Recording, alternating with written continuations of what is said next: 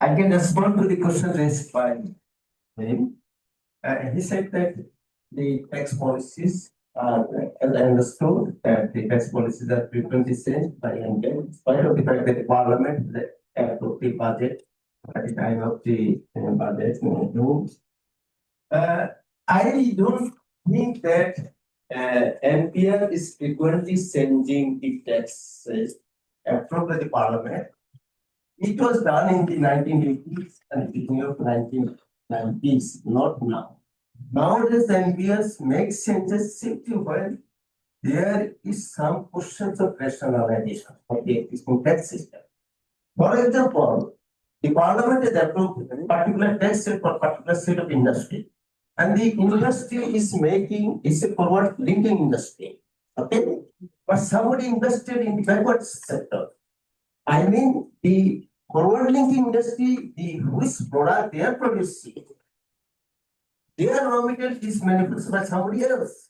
It's a backward industry, and the industry has been say after the July, and he is not getting the necessary protection, or he asks for legitimate protection, but the proposal that down to enter for the FBCCI or different members is presenting the data chamber. They have not recommended there is particular thing because it is small fry. It is small fry, his cases are not properly. As you said, the vested interest group is basically approving their interest first. Then if you look at the budget, every year, I have all the records over the last 15 years. The records that is coming from the FBCCI. I have the books and I have gone through all the books. If you look at the budget proposal, the chambers outside Dhaka, look at the proposal. The proposal don't contain very quality. If you look at the chambers representing from Dhaka, only chamber which proposals are really very good, that is from the foreign sector. In the last 20 years, I am involved from 1988 with the budget making. 1988. And I have said only foreign chamber are making the best proposal. And the next one is the metropolitan chamber. I have all the records, I can prove it. And next is Dhaka chamber, is present here. And then next is Bangladesh chamber. And next is, I cannot mention any. Forget about, and then think about the professional. Professionals, who is the apex body of the business community? They don't have that much quality proposal. Why? Because Federation Chamber is, my Federation over the last 20 or 30 years, it is basically political organization.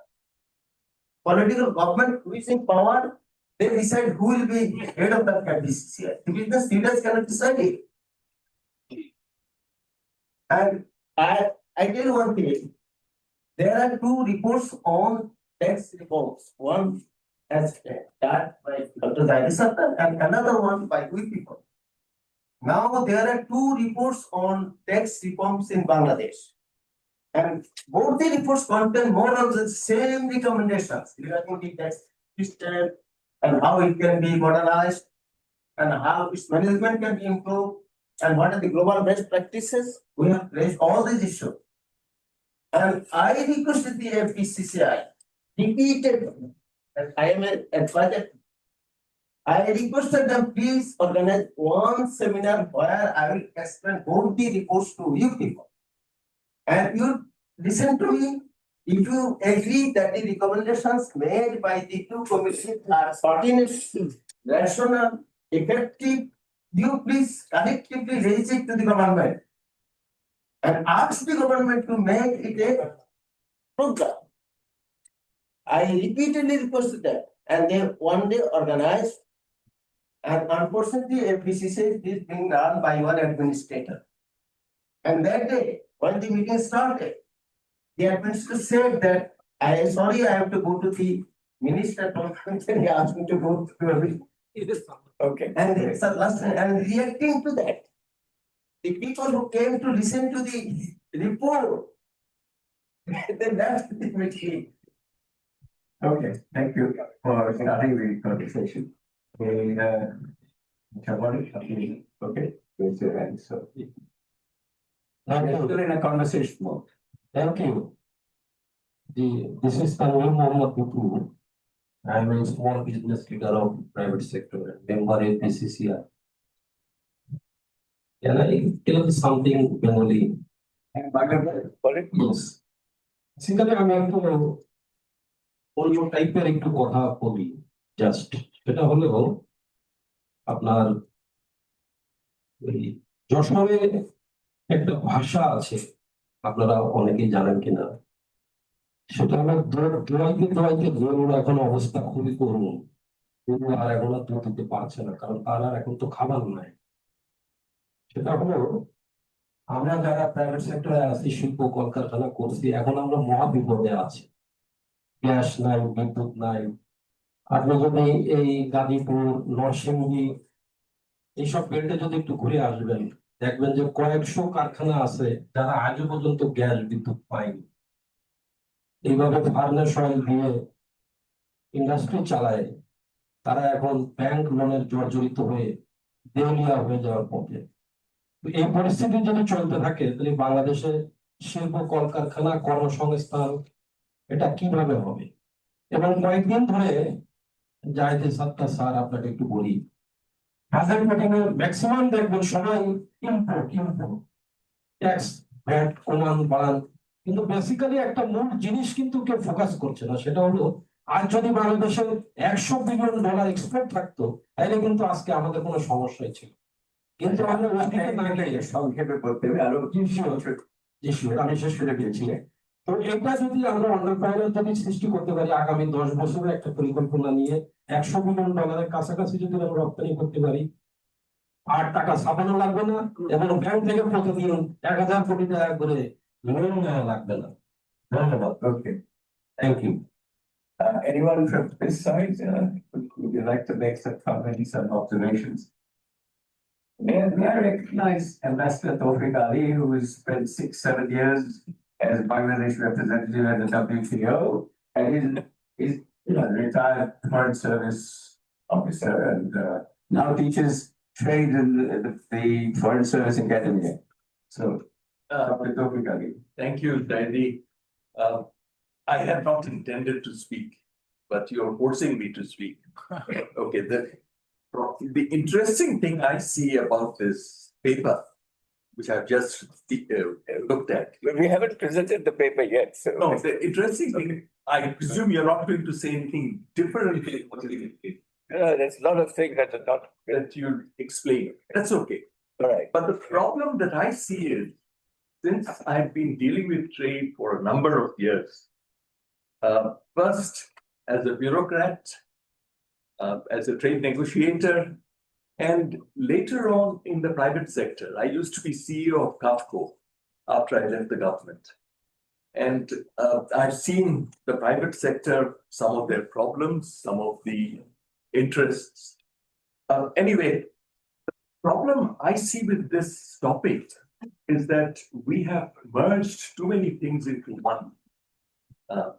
one topic. Trade policy is fundamentally supposed to help your industrial policy. What is the industrial policy of the country? That is the key element. Once you decide what the industrial policy is, and the political leaders are committed to that, the trade policy has to follow the industrial policy. Now, in the industrial policy, if you say that these are the industries we want to protect, develop in the country, then your trade policy has to follow that and reflect exactly what you're trying to do. Unfortunately, if we look at trade policy in isolation, and you can look at it in isolation, but you will be totally out of sync with the economy. I'm not. Which is why this topic is trade policy, industrial protection, FDI.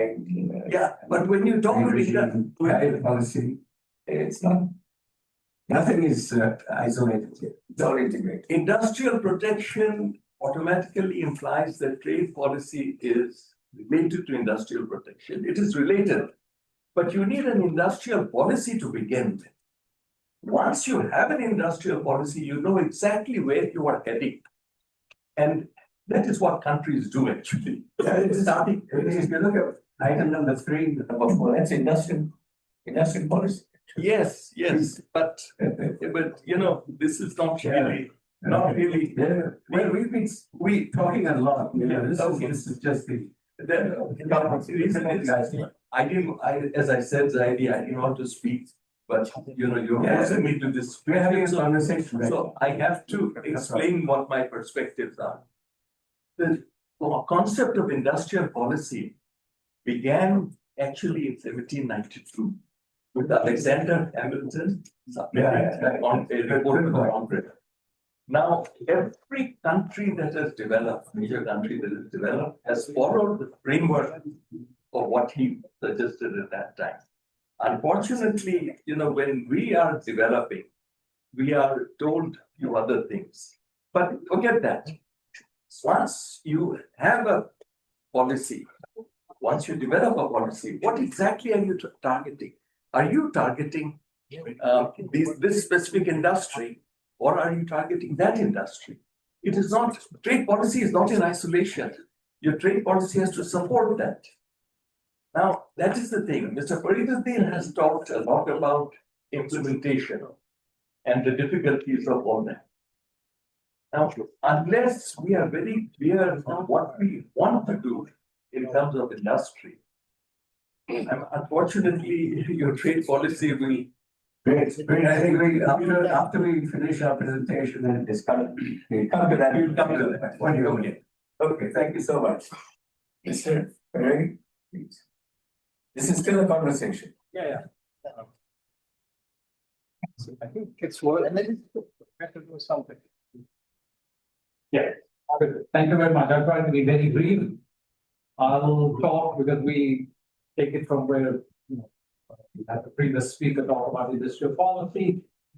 I think now there is this recognition, which was not there maybe a decade back, that you have industrial policy is like cholesterol. I think it's not an original thought. My colleague mentioned it. There's good and bad cholesterol. We see the good cholesterol in industrial policy in East and Southeast Asia. The bad one you see in many places, Latin America and so forth. It's true, I believe, that industrial policy should then, you know, can have an impact on trade policy. But the difficulty is we tend to look at industrial policy in terms of protection only. There's more to industrial policy than just protection. And if you look at it broadly, you're looking at productive capability. So it's not just the incentive, you know, you're being protected. And that's where it becomes difficult also for the government, because once you put in that protection, removing it becomes extremely hard. Yes, it can be time bound, you can have smart industrial policy. Another thing which is related to that, I'm sure in studies as well, is also the state capability of executing industrial policy. If you look at cases from Malaysia, Japan, many have actually had used industrial policy. I think the state capability probably was one factor which contributed. And the final point with that is that it's not that you can, and that applies to private sector as well, you could always pick the winner. So if things are not working, then you can move on to something else. You know, there might be, jute sector, perhaps it has been tried for many years. But it's also possible if they have some spillover. The finance was made available to a certain industry, but that led to growth of another industry. So I think we need to look at it more holistically. So I like the broadness of the. Thank you for pointing out both you and Dr. Fariduddin bringing the issue of industrial policy. You see, this was a forgotten scheme altogether, you know, making mainstream economics and particularly developed economies of North America and Europe. But now industrial policy is back. It's back, but in Bangladesh there was always the industrial policy. So we thought about what was the focus of our industrial policy that was looking, you know, and has, you know, dealt with it quite for some time. Okay, so that's, anyone else? Another 5 minutes, I think I'm expecting the guest. One explanation. Quick explanation, thank you, then. In fact, we have our industrial policy, we have our textile policy, we have everything, we have our national tariff policy. We have our national tariff policy, and these are all bureaucratic orders without any political owners. And that's why, and every organization is looking at its own product independently of the others, and that's why things are good actually. On that particular question of political ownership, I think we describe that as the political economy of protection policy or trade policy. Political economy. Because there are two, groups. One is the group which is involved in import substitution, production, and sale in the domestic market. And there is the other group, the export-oriented industries who want to export and seek market access, etc. So the interests of these two groups, and that's the political economy, they diverge. The group that would like to see the market, domestic market protected. Now, the only way you protect is through tariffs because bans, import bans and quantitative restrictions are gone under WTO auspices. So tariff is the instrument for protecting the domestic market for the industries catering to import substitution. So their interest is to have high tariffs and high restricted imports. The interest of the exporters is to have lower tariffs because high tariffs impact on their inputs. High tariffs create anti-export incentives. Okay, they go against export incentives. And high tariffs restrict imports, which is bad for exports. You can't boost exports by restricting imports. Anybody who thinks their import restriction is fine, nothing to do with exports. They have to rethink. So anyway, the political economy is very challenging.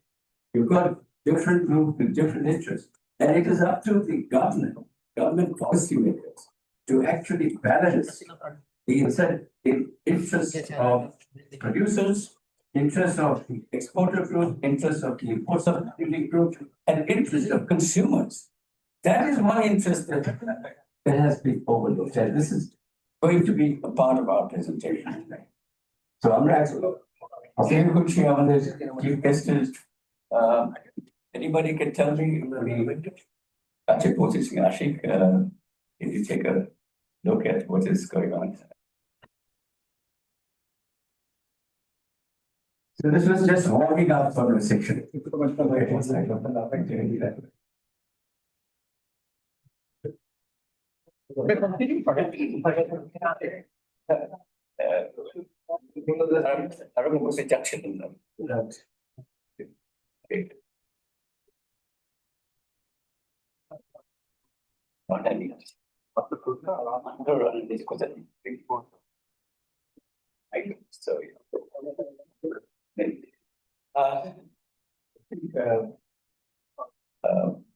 Our expectation that he would be here in 11:30 is not working out. We started from the beta office, which means it will take another maybe 20-30 minutes to reach this place. So we'll start off the presentation, okay? Without further why don't I just go around, so that we get a sense of, what is the audience. And he's already started from his office in the car. And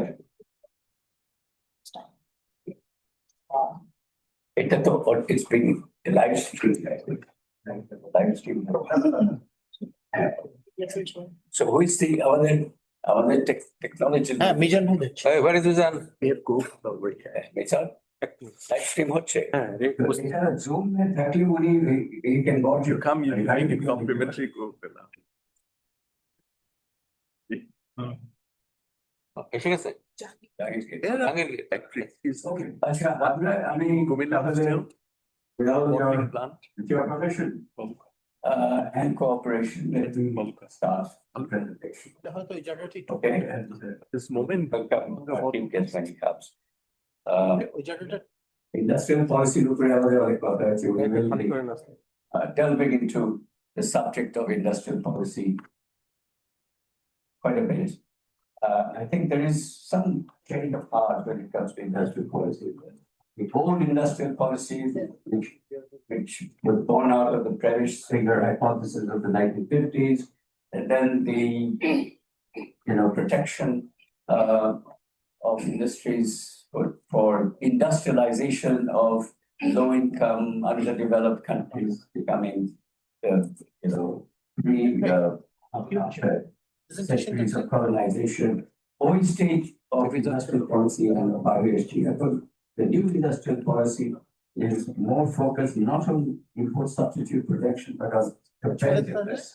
The focus is on competitiveness of productivity increases, technological, deepening, and so on and so forth. So this industrial policy, which is favorable to growth, poverty reduction, and employment creation, is not the same industrial policy as the old. Okay. So, but it's in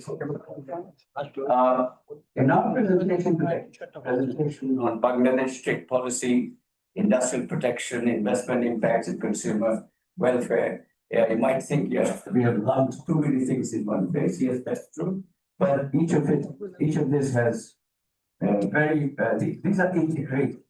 You can't think of any one independent of the other. But trade policy is one critical subject matter. Our presentation today is going to cover six central issues. First, we try to understand it, to develop an understanding of trade policy. Now, that's very strange because the reason why I am talking about understanding trade policy is that I'm quite sure when I talk to people, there's not a clear understanding of what constitutes Bangladesh trade policy. And more important, it's the governance of trade policy that I try to focus on. What are the institutions involved in running trade policy? And clearly, the Ministry of Commerce, which is supposed to be in charge of trade policy, is not the final arbiter of trade policy in Bangladesh. There are other institutions involved, so there's a strong need for coordination, very clear understanding, and clearly, who is the dominating partner in this. But that is why I started off with understanding trade policy. Second, tariff policy. In my view, in the context of Bangladesh, tariff policy is 75% of trade policy. So, and 25% has to do with all the other things like market access and trade agreements, free trade agreements, and so on, and getting access to these different regional markets, bilateral, regional, multilateral. The third issue is what does our tariff policy do really? There's a revenue objective and there is a protection objective and a mix of the two. And there is quite a lot of confusion as to what it is doing. There's no some clarity on where our tariff policy is going. But it becomes a very critical part of our trade policy orientation. So this hodgepodge of revenue objective and protection objective I describe as tariff shenanigans. So we'll take a look at that. Then comes this trade policy and industrial protection. That is what we call the elephant in the room. As far as trade policy is concerned, it's industrial policy that everybody talks about. Okay, so but we have to, as I just mentioned at the start, we need to talk about industrial policy in the 21st century rather than the industrial policy of old. The 1950s industrial policy was, discarded, particularly by the East Asian economies. They abandoned the old idea of import substitute protection, and they went for export orientation, trade openness, and all of that. And we've seen countries after the East Asian miracle, we've seen how China for 30 years, went for trade orientation and growth with the world market. Let's take a little bit on that also. But I wanted to say a little bit on trade policy and foreign direct investment. But I wanted to hear more from our chief guest on exactly where the shoe pinches when it comes to foreign investment. He definitely by now has seen what the challenges are. So we would like to hear from him. So I will keep my presentation on this point very small, except to say that how is trade policy affecting foreign investment? And finally, I'd like to bring in the issue of consumers. Consumers have been ignored in industrial policy and protection policy and trade policy. It seems that all that matters is how the producers are looking at it, how the entrepreneurs are looking at economic policy. But at the end of the day, it is the consumers who are really paying the cost of quote unquote industrial protection. So that is how the presentation is panned out. So let me begin with the slide on what constitutes trade policy. Okay. All right. So first we have tariff policy, as I said. It is I would, it's difficult to put a percentage, but my feeling is that 75% trade policy in Bangladesh is really tariff policy. And who does this well? NBR. Though ideally it is the Bangladesh Trade and Tariff Commission, and which is supervision of the Ministry of Commerce, that should be determining tariff policy. So the policy should be left in a different in different hands, and the implementation should be left in different hands. But in our case, NBR is the final arbiter of tariff policy. So that is, and this is the big component of trade policy. Then we have export policy. Now, export policy is formulated by the Ministry of Commerce. Now, again, although the Ministry of Commerce formulates export policy, one critical component of export policy is the exchange rate policy. And the Ministry of Commerce, or the export policy document, doesn't say anything about how the exchange rate is to be managed in order to promote exports or keep exports competitive. So that's a very serious, lacuna in the articulation of export policy. Then we have import policy order. This is the one that everybody seems to look at. What is when does the Ministry of Commerce publish the import policy order? There is one point that needs to be mentioned. This is export policy and import policy order, which is formulated by the Ministry of Commerce. It comes out in Bangla.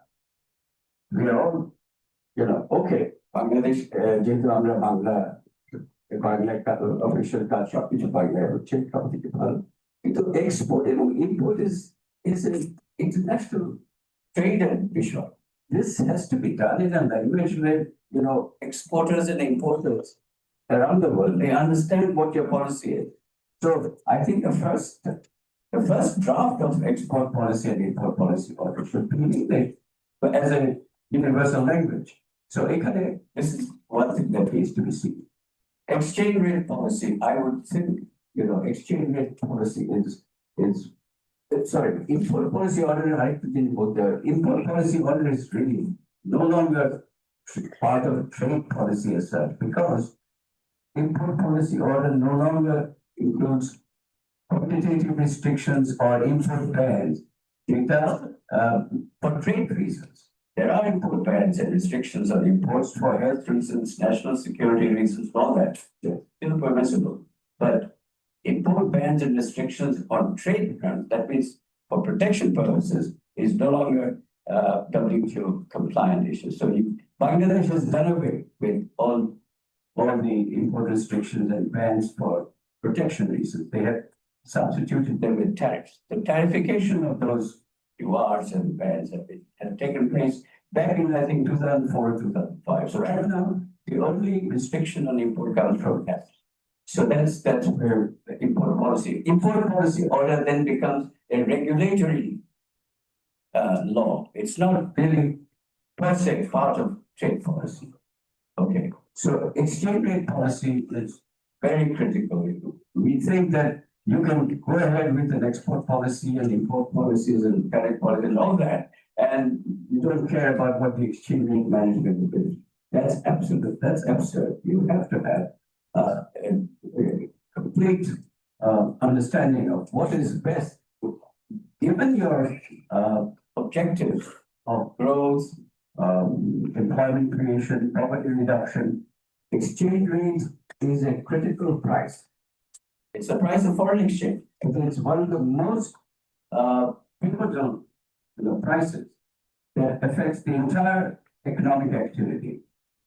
Traded goods, non-traded goods, everything. So it is absolutely essential to make exchange rate policy critical. Sorry. Oh, hello. Sorry for being. Welcome. Thank you. Well, we spent almost half an hour in a conversation before we started the play. Okay. You're pretty much at the beginning. Okay, so the exchange rate is a very critical component of trade policy. That is what we have to recognize. But as you know, Bangladesh Bank is the final arbiter. And they do it without consultation, I think, with the Ministry of Commerce or NBR or maybe the Ministry of Finance. They are independent to manage the exchange rate. So now, then finally, of course, there is the market access issues, trade agreements, free trade agreements, regional, bilateral, and multilateral trade agreements. These are part of trade policy. And of course, alongside, we have trade policy, trade facilitation as part of trade policy. That brings in all of the other institutions, Ministry of Commerce, Ministry of Finance, ERD, Ministry of Foreign Affairs, and BITA is among those institutions responsible for getting market access, getting trade agreements done. Now, two things to say about what is the trade policy direction on this? There are two options. One is trade openness, and the other is trade restrictiveness. There are two stances of trade policy. Trade openness relates to outward-oriented outward-looking, export-oriented, with growth based on the world market. So that's the trade openness option, growth based on the world market. Trade restrictiveness, on the other hand, is inward-looking, import substituting industrialization, and growth based on the domestic market. Now, the historical record is that the option A has given, notable growth, employment creation, poverty reduction. History is replete with examples. East Asia, China, Vietnam, all these countries follow that path. The option B is the one there's not one country in history you can show that has grown at 7-8% for 10, 15 years based on an inward-looking policy growth based on the domestic market. You can't show me any country in history, okay? So Bangladesh, thankfully, in 1990s, chose the change of direction in trade policy, moving toward from an inward-looking fully import substituting orientation to an export-oriented, outward-looking economy. But unfortunately, when we look at it, what we have is a hodgepodge of option A and option B, not very clear. So that's where Bangladesh's trade policy orientation lies.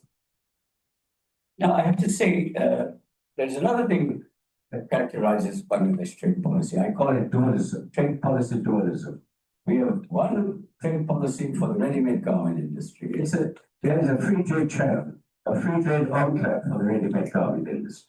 And for the rest, it's a highly restricted, protective trade policy orientation. This dualism has to be recognized. The other thing that, there are two other things that I would now mention that is related to trade policy. And what does our trade policy goals say? There are two. One is promote exports.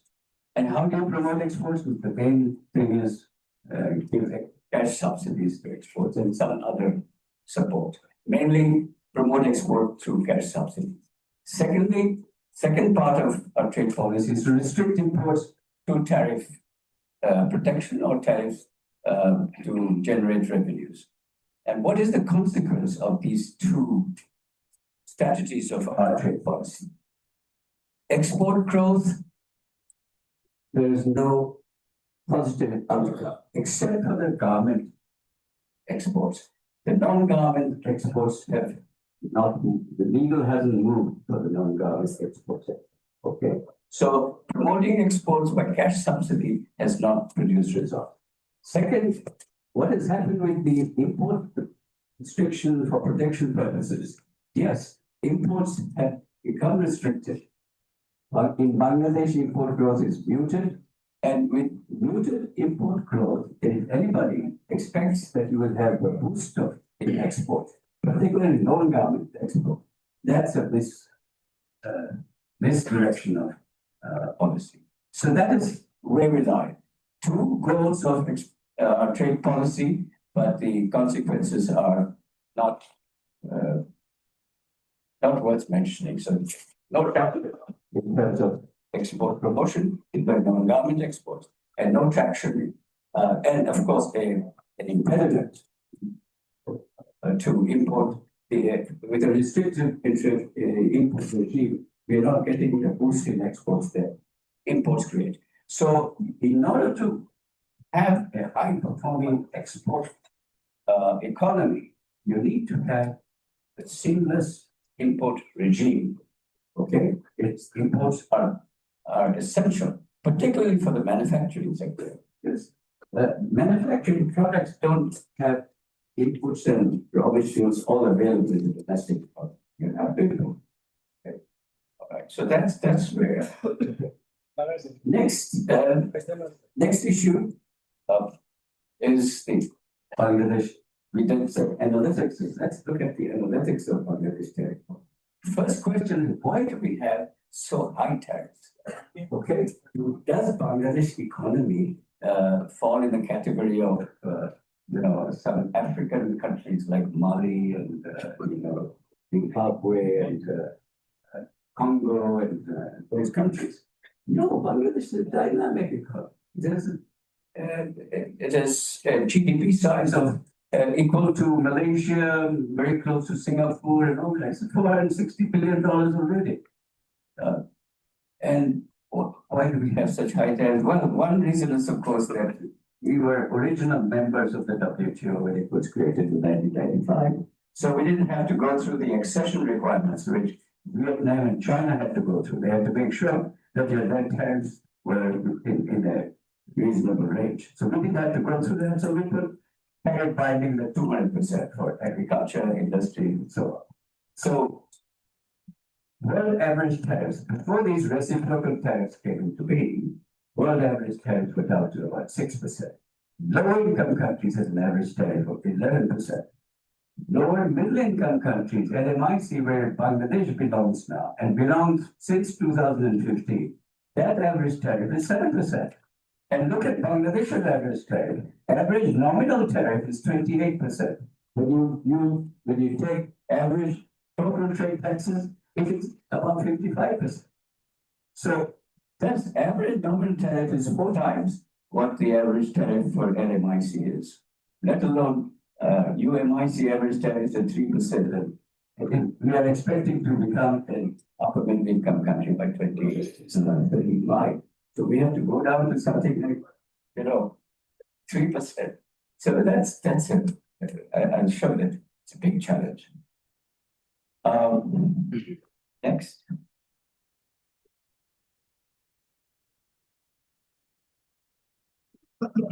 Okay, so there's, I call it, not only do we have very high tariffs, we also have complex tariffs.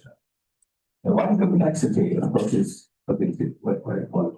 For example, we don't spend, we are not limited to having customs duty, which is what WTO recognizes. Everything else is supposed to be other duties and charges, and they're not supposed to be protected. It's supposed to be, trade neutral, para-tariffs, if you call it. And what happened in our case, we have a multi-layered and high dispersion tariff structure. We look at what happened in FY92. We had an average custom duty of 70%. Okay, and the average nominal tariff rate, nominal protection rate was 73%, with only a 2.6% average of para-tariffs. Para-tariffs, what are those para-tariffs? We have regulatory duty, we have supplementary duty, and of course we have VAT. But then we have advanced income tax and advanced, VAT. I mean, these are not perfectly defined. It just, in the domestic economy, you have this TDS, tax deducted at sold. This is tax deducted at sold, which is very inefficient, very ad hoc, and it's just, absurd going on. So, but look at what was going on. In FY92, average NPR was 73%. In 10 years, it came down to only 28%. Okay. And then it has remained at 28% up to FY22. No, from FY01, 26 years, no reduction in average tariff. And what happened in between is custom duties went down from 70% to 14%. But in the meantime, para-tariffs emerged as a new element of the tariff structure. From 6% in FY92, it has come up to 13%. Roughly half of the nominal protection coming from para-tariffs. This is a very strange phenomenon. So basically, when we talk of sometimes it's written to Bangladesh tariff অনেক কমে গেছে কিন্তু কমে গেছে input tariff কমে গেছে okay output tariffs you look আমি এখন next দেখাবো the output tariffs কমে আপনার যত consultation হয় বাজেটের সময় the various chambers come in with their proposals. They never talk of reducing the output tariffs, finished product tariff. They talk about কিভাবে ওই যে input tariff যেগুলো আছে এগুলি কমাতে হবে So what happens is you can't just reduce input tariff without reducing output tariff. You end up, now we look at what I said was the result is this. The average of output tariffs is as we see, no change from 2001 to 2026. Input tariffs are much lower. There's a huge wedge between input and output tariffs. And we get a crocodile tariff situation. And it's persistent. What it means is the effective rate of protection. When you have output tariffs unchanged or rising, and input tariffs are falling, then you have effective protection which is going up over time. The statistical measure is coefficient of variation. When we measure the coefficient of variation, we see the second chart it does, it's rising. And rising coefficient of variation means your tariff structure is highly dispersed. And your dispersion is rising instead of falling. And more dispersed tariff means higher protection and more complexity in the tariff structure. Uniformity in order to eliminate malfeasance, corruption, and all sorts of inconvenience. Okay, you find that the dispersion is rising. Over time, these tariffs are getting more complicated and more complex. So, next. এই থেকে আমি আবার tariff shenanigans এর আরো দুটো চেহারা দেখাতে চাচ্ছি। এটা স্ট্যান্ডার্ড মানে সাপ্লিমেন্টারি ডিউটি একটা সবাই মুখে আছে সাপ্লিমেন্টারি ডিউটি। এই যে আমি supplementary duty is very high বাংলাদেশে এবং you never hear the business sector coming up with proposals যে সাপ্লিমেন্টারি ডিউটি অনেক বেশি আছে একটু কমিয়ে দেয়। They would never tell you to reduce supplementary duty. Why? Look at the supplementary duty. The tariff out of the 7,500 tariff lines, almost 1,700 tariff lines have supplementary duty, and 99% of them they are supplementary duty on imports and none in the domestic production or lower supplementary duty in domestic production. What it means is 99% of these supplementary duties are being used as an instrument of protection. And the law, either under a supplementary duty, VAT and supplementary duty law, literally this is going to be a trade neutral tax, like VAT, but it is not. Same is the story with regulatory duty. যেখানে standard rate একটা 3% ছিল এখন সেখানে আরো 10টা rate বেরিয়েছে and every year they add these new slabs of supplementary duty as well as regulatory duty, making the tariff structure more and more complex. Kothai simplify every year it becomes more complex. So this is the story. Finally, on the trade policy side, one I have to talk about exchange rate and the universal tax. This is not an issue. This is unique to Bangladesh. It's not something that European countries or even America has to worry about. They don't have tariffs like, so high tariffs that exchange rate, slight variation in exchange rate have an impact on the tariff structure, on tariff levels. In Bangladesh, we already said we have not only very high tariffs, we have complex tariffs. But then when exchange rate, let's say, depreciates, and this happened in 2022, the exchange rate depreciation by 30%. Now it's compared to May of 2022, the current exchange rate of 100 and actually $5 is roughly 40% depreciation. What 40% depreciation means that import values internationally import values are up 40%. That money, the tariff after 25% tariff to the Hershey, 40% better. So a depreciation of 40% is equivalent to a rise in tariff rate of 40%.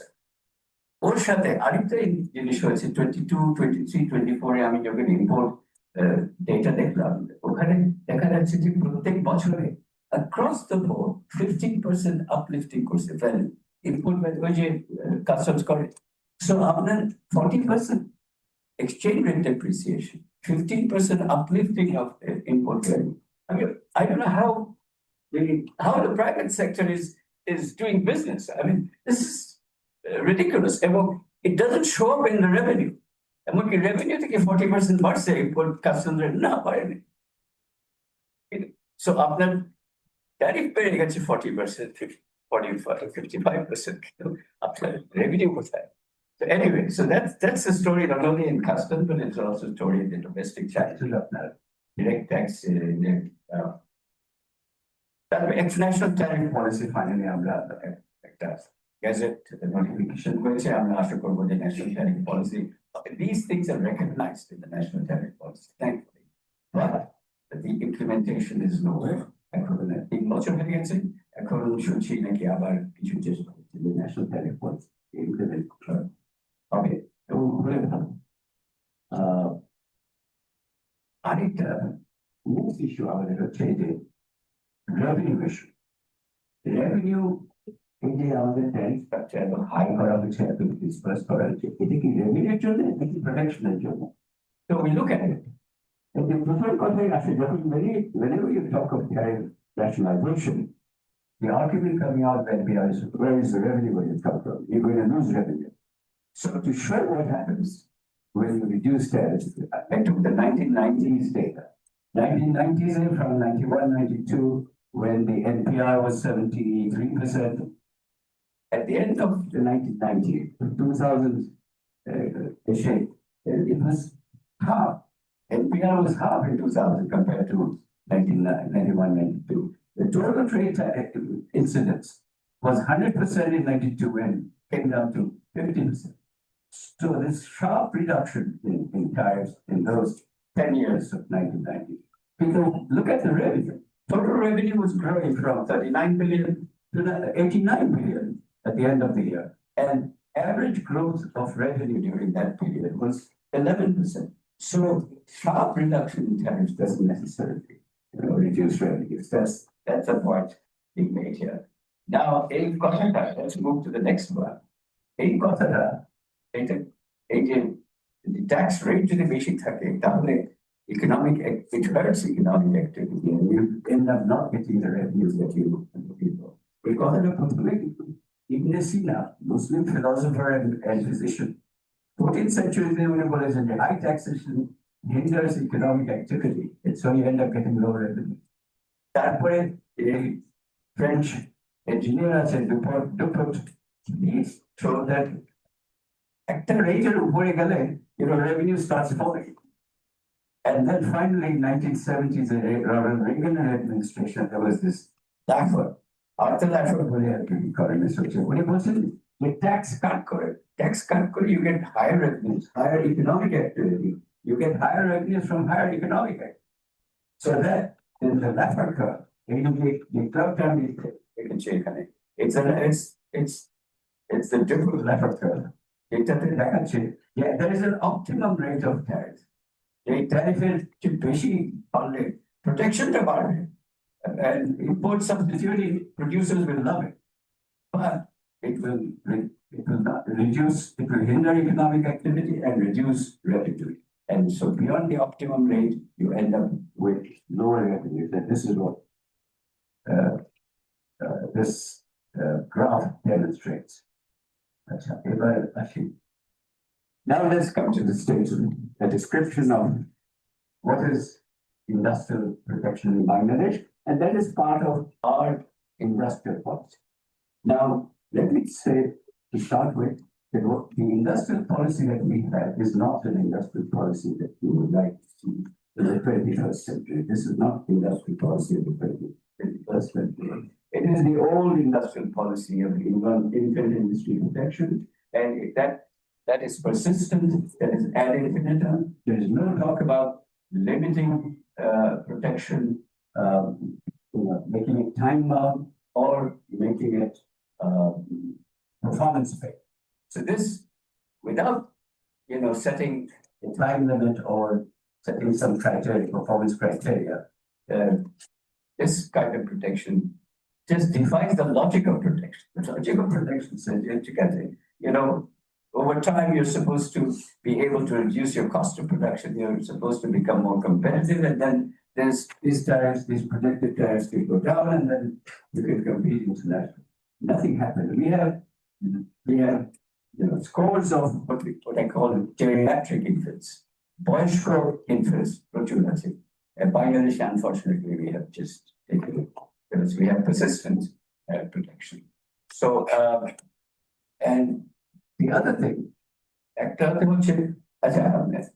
protection কিন্তু export কে affect করে এই কথাটা অনেক সময় policy makers can show that এই protectionটা undermine করে exports because it creates because the protection with high tariffs creates higher prices, higher domestic prices, and higher profitability of import substituting industry. Higher profitability export subsidy given their ownership. Exported the protection there. You can't have tariff protection for export. So what the corresponding thing is export subsidy. So export subsidy average is only 7% right now. It used to be higher. But the average NPR is 28%. So you're giving this is nominal protection in the tower. That is an indirect subsidy to import substituting industry. So that is at 28%, and average export subsidy is 7%. So that's a clear indication that you're, there's an anti-export incentive bias. And that is what we call anti-export bias or policy. So we have demonstrated by looking at all these thrust sectors. মানে আমাদের যে industrial policy আছে, industrial পলিসিতে thrust sectors আছে যাদেরকে export promotion করা হচ্ছে, thrust sectors, priority sectors, development sectors, so on. সাবসিডিতে এক্সপোর্ট প্রমোট করা হচ্ছে একদিকে, অন্যদিকে আবার এদিকে প্রোটেকশন দেওয়া হচ্ছে। And the interest rate, the protection that the subsidies I just mentioned. As a result, what you see is when you measure anti-export bias ratio, you find that in all these cases, trust sector, high priority sector, development, the selected, the high promoting sectors, that's a short thing, where ratio higher than one in ratio of money. At the import substitution case, prefer consistent over exports. That is what we find in the data. আমরা তো অবশ্য nominal tariff দিয়ে এসব হিসাব করেছি, আসলে করা উচিত policy effective rate of protection. Right now it's a nominal tariff দিয়ে আমরা এসব হিসাব করছি। Effective rate of protection আমরা একবার হিসাব করেছিলাম। Problem হচ্ছে effective rate of protection হিসাব করতে গেলে you have to do a survey of at the firm level survey করতে হয়, and that takes up more time and resources. আমরা একবার করেছিলাম 2013 সালে, তখন দেখেছি এই যে effective protection is much higher than the nominal tariff that is imposed. কারণ nominal tariff on output বাংলাদেশের ক্ষেত্রে in almost all cases, the nominal tariff on output is higher than the nominal tariff for inputs. The result is that the effective rate of protection is much higher than the nominal rate. So in the case of protected consumer goods, which is for average of 45%, and into effective rate of protection, that is 100% of the price shock below the bottom sector, leather, footwear, plastics, ceramics, effective protection rate is much higher than 200% on the ratio. So, যদি সরকার চায় effective protection হিসাব করা দরকার আছে, then you will know what is the state of protection in Bangladesh and how much of inefficiency it's creating. That's the problem. I mean, if the protection is persistent and they'll make these industries inefficient, they will not be able to compete in the international market. Ready-made garment was never an import substituting industry. Our export-oriented ready-made garment sector has always been. It started off as an export-oriented industry and exporting in the most developed markets like Europe and America. So that's the record. Even final point here, we asked you protection and the consumer.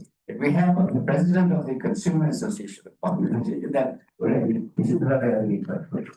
See, where is the consumer in trade policy? The trade policy should be consumer trade policy entrepreneurs loan power export department produce department employment department. So you have to protect that. Domestic market ভালো করার জন্য ওদেরকে protection দিতে হবে, export করতে হলে ওদেরকে subsidy দিতে হবে।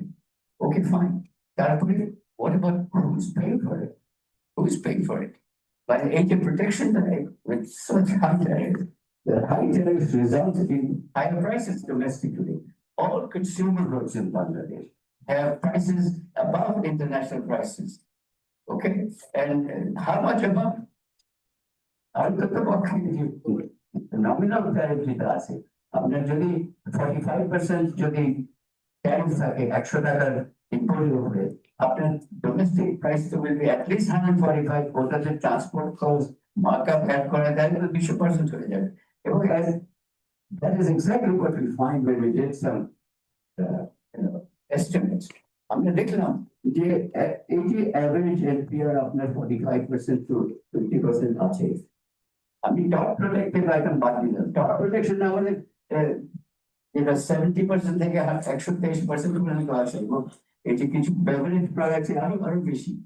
সো আমরা দেখলাম যে কারণ এই যে ট্যারিফ প্রোটেকশন দিলে not only import prices go up, but domestic import substitute prices go up also. So consumers are paying a higher price for imported goods as well as import substitute goods. কত high আপনি ধারণা করতে পারেন যে আমরা আন্তর্জাতিক দামের চেয়ে বেশি দামি জুতা কিনছি, কাপড় কিনছি, এটা মানে বাড়ির সরঞ্জাম হচ্ছে না হচ্ছে এগুলো বিভিন্ন লাক্সারি গুডস, মানে বেশি আমরা GDP 5.6%. আমরা 2020 তে একটা হিসাব করেছিলাম, 2017 একটা হিসাব করেছিলাম, and you know 5.6% of GDP is $20 billion plus. So consumer $20 billion extra দিচ্ছে আন্তর্জাতিক ক্ষেত্রে। তো ওদেরকে তো কেউ জিজ্ঞেস করে নাই যে ভাই আপনারা আচ্ছা ডোমেস্টিক মার্কেটে আরো আমাদের ইন্ডাস্ট্রি হবে, আমাদের দেশীয় পণ্য এখানে বিক্রি হবে, আপনাদের কিন্তু দাম কিন্তু 50% বেশি দিতে হবে, 100% বেশি দিতে হবে, আপনার রাজি আছেন? কনজিউমার কোনো কেউ জিজ্ঞেস করে। So the problem is the consumers আর এখানে কোনো লবিং মেকানিজম নেই কনজিউমারদের জন্য।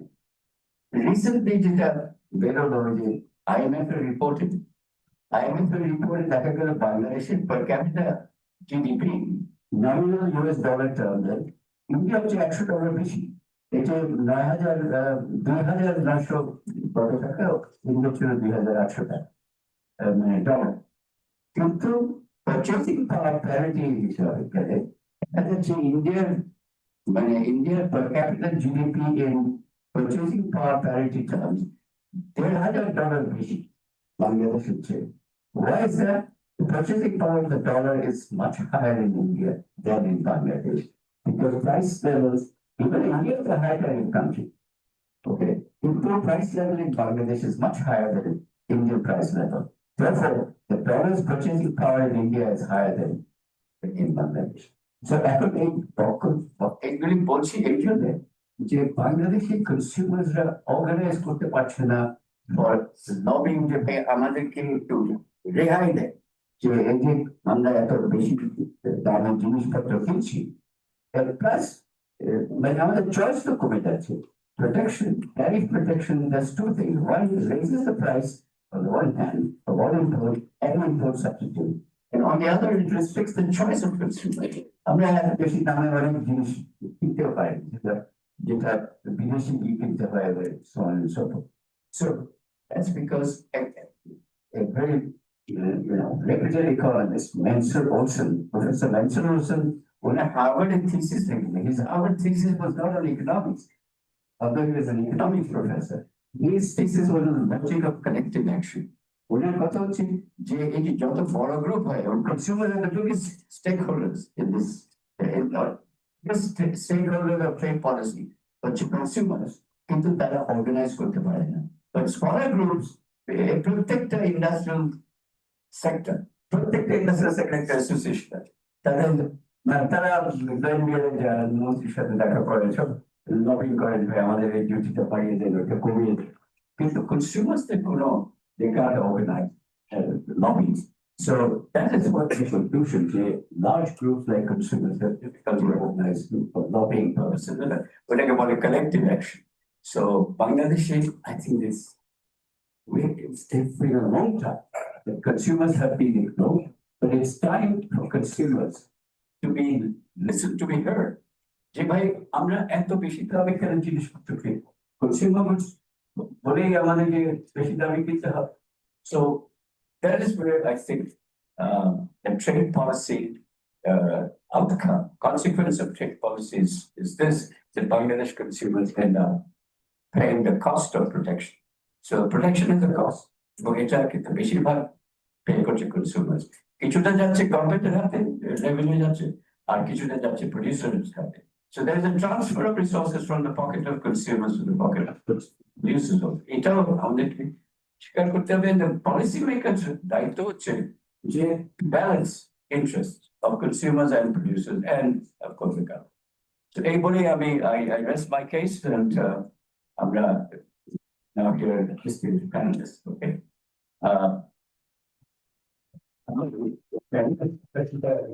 Dr. Tumi, when you floor is Dr. Tumi. Dr. Kushik. Okay. Good piece of food for thought and also something to work on. Now we have, the way we'll do it, because I think we are already a little late. I believe the chief guest, you have to leave around 1 o'clock. 1 o'clock. So we'll try to manage it within that. So the first, we'll have the distinguished panelists, they'll have some open floor, but we'll also want to hear the chief guest before he departs. So let me call on Mr. H.M. Shafiquuzzaman. Thank you. Candidate দর্শককে ধন্যবাদ জানাচ্ছি যে অবশ্যই কনজিউমারদের কথা বলছেন আসলে তো কনজিউমাররাই সব এবং আমি আগে প্রেসিডেন্ট হিসেবে আমার দায়বদ্ধতা ফার্স্ট অফ অল আমাদের এখানে বিসিসিআই বিজেপি বা বিজেপি যারা আছেন বিশেষ করে ঢাকা চেম্বারে ব্যবসায়ীদের বিরুদ্ধে কথা বলবো না বাট রিয়ালিটিটা বলবো সেটা হলো যে প্রেজেন্টেশনে যেটা দিয়েছে তা খুবই কম্প্রিহেনসিভ এবং আমাদের আসলে আলোচনার জায়গাটা করে দিয়েছে ফার্স্ট অফ অল আমাদের আমি কয়েকটা প্রোডাক্টের কথা বলবো যেমন আমি কমার্স মিনিস্ট্রি যখন কাজ করেছি ইম্পোর্ট পলিসি অর্ডার সেখানে আমরা প্রোটেকশন মেকানিজমে যাই এবং আমরা আমাদের ব্যান করা হয় ইম্পোর্ট ব্যান কিছু রেস্ট্রিক্টেড করা হয় সেদিকে আমি ডোমেস্টিক প্রোটেকশন দিই যেখানে ডব্লিউটিও মানে অনেক ক্ষেত্রে আমরা সেটা ফলো করছি না আমি যদি উদাহরণের লবণের কথা আমরা 3 লক্ষ লবণ চাষিকে প্রোটেকশন দেওয়ার জন্য আমরা আজকে 40 টাকা কেজি দরে লবণ খাচ্ছি বাট এটা যদি আমি ওপেন করে দিতাম তাহলে আমি সম্ভবত 10 টাকার মধ্যে আমরা লবণ দিতে পারতাম এখন সরকারের সিদ্ধান্ত নিতে হবে ওই 3 লক্ষ লবণ চাষিকে আমি প্রোটেকশন দেবো নাকি 18 কোটি জনগণকে আমি 4 টাইমস মূল্য দিয়ে আমি লবণ খাওয়াবো পেঁয়াজের কথা যদি বলি আমরা কৃষকদের প্রোটেকশনের জন্য কমার্স মিনিস্ট্রি থেকে সবসময় বলা হয় এখানে ইন্ডিয়ানের একজন সাবেক মেম্বার আছেন আমরা সবসময় বলি যে আমাদের প্রায় 6 থেকে 8 লক্ষ টন আমাদের ঘাটতি আছে এবং সেপ্টেম্বর অক্টোবর নভেম্বরে আমাদের লিন পিরিয়ড এবং আমরা কৃষকদের প্রোটেকশনের কথা বলে আমরা ইম্পোর্ট ব্যান রাখি আমাদের পাশের দেশে সেখানে 10 টাকা কেজিতে আপনার পেঁয়াজ আমরা কিনি সেটা 100-150 টাকায় এখন কথাটা হলো যে আমি কৃষকদের প্রোটেকশন দেবো বাট আমি ইম্পোর্ট ব্যান করে আমি কি 150 টাকায় প্রতিটা কনজিউমারের কাছ থেকে পেঁয়াজ খাবো কিনা এই জায়গাগুলোতে আসলে ফোকাস করা দরকার যে হ্যাঁ আমার যেটুকু ঘাটতি আছে আমি হয়তো 50 টাকা কেজি যখন হবে তার উপরে গেলে আমি তখন অর্ডারটা কিছুটা হলেও আমি তুলে দেবো যেটা হলো যে মৌসুমি ভাবে আমি ট্যারিফটা আরোপ করতে পারি এগুলো আমাদের যেটা লাগে আমাদের রমজানের সময় আমরা বিদেশি ফল ইম্পোর্টের কারণে যাতে রেস্ট্রিক্টেড করিডর আমরা খুব হাই ডিউটি দিয়ে রাখি এবং এই তখন মন্ত্রীদের বলতে হয় আমরাই মন্ত্রীদের মুখ থেকে বলাই যে খেজুরের বদলে বড়ই খাওয়ার জন্য এবং তখন এই মন্ত্রী কিন্তু তাকে আপনার জনগণের কাছে জবাবদিহি করতে হয় আমার কথাটা হলো যে হ্যাঁ আমি বিদেশি ফল আমি প্রোটেকশন দেবো যাতে আমাদের দেশের ফল বা এটাই নয় কিন্তু আমাদের বিদেশি ফলের তো দরকার আছে আমাদের বিশেষ করে যারা বয়স্ক মানুষ বা সেখানে এই জায়গাগুলোতে আসলে কেউ কিছু মানে আমাদের বক্তব্যটাই যাচ্ছে না আমরা যদি বিফের কথা বলি গরুর মাংস আমরা 850 টাকা করে খাচ্ছি এখন এটা প্রোডাকশন কস্ট কি সেটা যেটাই হোক আমি যদি এখন ইম্পোর্ট করি এবং আমাদের বিশেষ করে যারা আমাদের হোটেল মালিক সমিতি তারা বলছে যে ইম্পোর্টের জন্য বিশেষ করে আর্জেন্টিনা বা অন্য দেশ থেকে আমার এটা হয়তো 500 টাকায় আপনার এটা খাওয়া সম্ভব এখন আমি কি আমাদের ইন্ডাস্ট্রিকে বাঁচিয়ে রাখবো নাকি আমি 18 কোটি মানুষকে আপনার কমফোর্ট জোনে রাখবো চিনির কথা যদি বলি এখনো 32 টাকা পার কেজি চিনিতে আমার ডিউটি দিতে হয় সরকারের কাছে যাচ্ছে এখন এই চিনি 18 কোটি মানুষ, এখান থেকে আমি 32 টাকার ডিউটি সরকার নিয়ে, সেখানে এসডি আছে, আরডি আছে, অ্যাডভান্স ইনকাম ট্যাক্স আছে, তো সেটা আমি ওই ডিউটিটা নিয়ে আমি রেভিনিউ কালেক্ট করবো নাকি একটু কম করতে পারি। ভোজ্য তেলের ক্ষেত্রে আমাদের রিফাইনারি আছে, আপনারা জানেন 4-5টা রিফাইনারি, সেখানে দেখেন প্রোটেকশন কিভাবে দেওয়া হচ্ছে। আমরা যদি রিফাইন যদি আমরা তেল আমদানি করি, তাহলে সেখানে ডিউটি বেশি করা হচ্ছে, আর যেটা এখানে রিফাইন হবে সেটা তেলটা সেখানে ডিউটি কমিয়ে রাখা হচ্ছে, তাকে প্রোটেকশন দেওয়া হচ্ছে। এখন আমি আজ এ কনজিউমার হিসেবে আমি কি মানে ইম্পোর্টের ক্ষেত্রে আমি রেস্ট্রিকশনের কারণে কিন্তু আমাকে বেশি দামে আমার তেল খেতে হবে। এরকম অনেক উদাহরণ আছে, যে জায়গাটা হলো যে যেটা কনজিউমার সংগঠিত না। আমি মনে করি যে আমাদের বিজনেস চলার ক্ষেত্রে আমাদের যারা ইন্ডাস্ট্রিতে আছে, বিশেষ করে আমাদের অনেক মেম্বাররা আছে, তাদের তো আমরা প্রোটেকশন যেটা দিচ্ছি এটা কি যথেষ্ট কিনা। এখানে বিরাট চেয়ারম্যান মহোদয় আছেন, আপনি জ্বালানি দিতে পারছেন না, ইন্ডাস্ট্রি বসে আছে, এবং লেবার সেক্রেটারি হিসেবে আমি নিজ হাতে আমাদেরকে অনেকগুলো ইন্ডাস্ট্রি বন্ধ করে দিতে হচ্ছে। আমি জ্বালানির নিরাপত্তা দিতে পারছি না। আমরা প্রোটেকশন দিচ্ছি কোথায়? আমরা ক্যাশ ইনসেন্টিভ দিচ্ছি, এখন 6,000 থেকে 8,000 কোটি টাকা করে ক্যাশ ইনসেন্টিভ দেওয়া হচ্ছে। আমি তো জ্বালানি নিরাপত্তা যদি দিতে পারতাম তাহলে তো ওই ক্যাশ ইনসেন্টিভের দরকার ছিল না, কারণ তার প্রোডাকশন তো স্ট্রং হতো, তাকে ডিজেল বেশি দামে কিনতে হতো না, বা তাকে সিলিন্ডার ভরে আপনার পাম্প থেকে গ্যাস ভরে আপনার ইন্ডাস্ট্রি চালাতে হতো না। এই জায়গাগুলোতে যে জিনিসটা এখানে আমি যে আলোচনার যে বিষয়টা আসছে, যদিও সময় খুবই কম, অনেকে বলবে, আমি মনে করি যে একটা সরকারের পলিসি হওয়া উচিত আমাদের কনজিউমার সেন্টার। এবং সেই জায়গাটায় যদি এখানে যেটা আলোচনায় আসছে যে আমাদের সিডি দিয়ে আমি এখনো 30% আমি রেভিনিউ কালেক্ট করছি, কাস্টম ডিউটি দিয়ে রেভিনিউ কালেক্ট মানে এটা টোটাল প্রেশারটা যাচ্ছে কনজিউমার। আবার একই দিকে আমরা কি করছি যে ডোমেস্টিক প্রোটেকশনের নামে আমরা যেগুলো উদাহরণ দিলাম, যে জিনিসগুলো আমার দেশে আসতে হাই কস্ট পড়ে যাচ্ছে, এখন সেটা থেকে আমি রেভিনিউ কালেক্ট করবো নাকি রেভিনিউ এরিয়াটা আমি সেই ট্যাক্স কালেকশন, ইনকাম ট্যাক্স কালেকশনের দিকে বাড়াবো। এটা নিয়ে কিন্তু অনেক কথা হচ্ছে। আমাদের এখন এনবিআর দুটো ভাগ হচ্ছে, বা সেটা নিয়ে এখনো কার্যক্রম চলছে। আর যখন ট্রেড অ্যান্ড রেভিনিউ কমিশন একটা অ্যানালাইসিস করে আমাদের ট্রেনটা দিচ্ছে, বাণিজ্য মন্ত্রক থেকে বলা হচ্ছে এনবিআর তার টার্গেট কি? তার টার্গেট হলো রেভিনিউ কালেক্ট করা। এখন একদিকে হলো রেভিনিউ কালেক্ট করবে, আর কমার্স মিনিস্টারকে তখন এই দ্রব্যমূল্যের জন্য প্রতিদিন সাংবাদিকদের কথা শুনতে হচ্ছে। সরকার তো একটাই, এখন এনবিআর টার্গেট হলো আমি কতটুকু রেভিনিউ কালেক্ট করবো, কোন জায়গা থেকে বেশি করা যায়। আর বাণিজ্য মন্ত্রণালয়ের কাজ হলো যে আমি কমফোর্ট দেবো। এটা তো আসলে বিপরীত মত।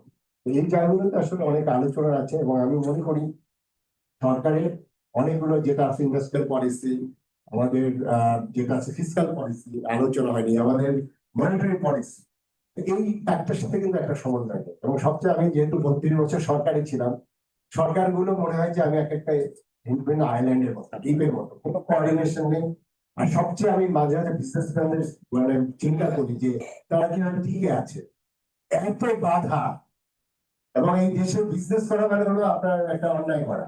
এবং সত্যিকার অর্থে এখানে আমি বলতে চাই, এখানে অনেক মিডিয়াও আছে, বাংলাদেশে সৎভাবে বিজনেস করার কোনো পরিবেশ আমরা রাখিনি। এই যে সৎভাবে পরিবেশ রাখিনি, এটির জন্য দায়ী কারা? আমরা আমলাতন্ত্র এটার জন্য একটা বড় অংশ দায়ী। আমাদের প্রতিটা জায়গায় যে জায়গাটা আছে যে এখানে আপনার কোন সৎভাবে বিজনেস করবে সে টিকে থাকতে পারবে না, এই জন্য তাকে এই অনেক সময় বাইপাস করে চলতে হয়। আমি বিরাট চেয়ারম্যান মহোদয় আছেন, আমাদের ফরেন ইনভেস্টমেন্ট লাগবে, আমাদের দেশে যেটুকু আছে সেগুলো বন্ধ হয়ে যাচ্ছে, ফরেন ইনভেস্টমেন্ট আসবে কিভাবে? তারা তো দেখছে, এটা তো এমন না যে বাংলাদেশে কি হচ্ছে দেখছে। তো সেই ক্ষেত্রে আমি মনে করি আপনি যেহেতু সরকার খুব গভীরে আছেন, আপনি এনার্জি সেক্টরে শৃঙ্খলা আনা দরকার। ইনভেস্টমেন্ট তখনই আসবে আমার ইনফ্রাস্ট্রাকচার।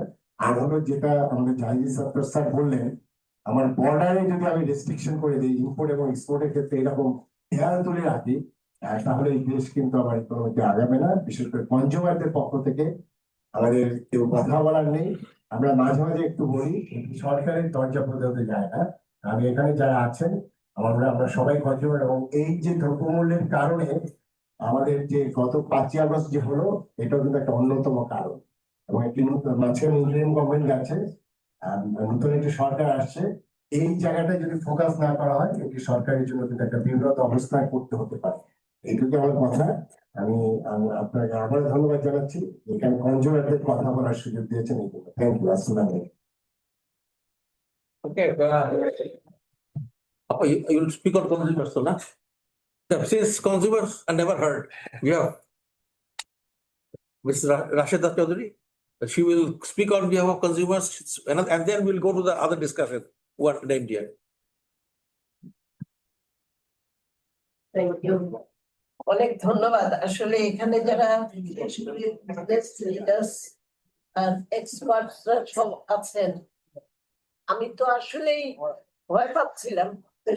শফিকুজ্জামান সাহেবের কথা শুনে একটু সাহস হলো এবং পিআরআই কে অনেক ধন্যবাদ। আমরা একটা কমিটিতে আমরা আছি, আমি আর জাহিদ সত্তার ভাই, আমি সেদিন প্রশ্নটা তুলে দিতাম যে সব জায়গায় ব্যবসা বাণিজ্য ট্যারিফ পলিসি সবকিছু আলোচনা করা হয়, কিন্তু কনজিউমাররা কোথায়? তারা তো তলায় পড়ে আছে, কেউ তো তাদের নিয়ে ভাবেও না এবং তাদের নিয়ে আলোচনা করে না। সেই জন্য আজকে পিআরআই কে বিশেষ বিশেষ ধন্যবাদ দিচ্ছি। আর আরেকটা যেটা এসছে, যেটা শফিকুজ্জামান সাহেবও বলেছেন এবং আগে জাহিদ সত্তার সাহেবের প্রেজেন্টেশনও এসছে, কিন্তু যত পলিসি হোক, সেটা ট্যারিফ হোক, ট্রেড হোক, ট্যাক্স হোক, foreign investment, ultimately at the end of the day সেটা তো এফেক্ট করবে আমার কনজিউমার, যত ধরনের পলিসি। কিন্তু তারা কোথায়? তাদেরকে তো আমরা খুঁজে দেখি না। যত কিছু হচ্ছে, এই যে আপনারা সব এই যে ট্যাক্সের কথা বললেন, ট্যারিফের কথা বললেন, প্রোটেকশনের কথা বললেন, ওকে থ্যাংক ইউ। সেখানে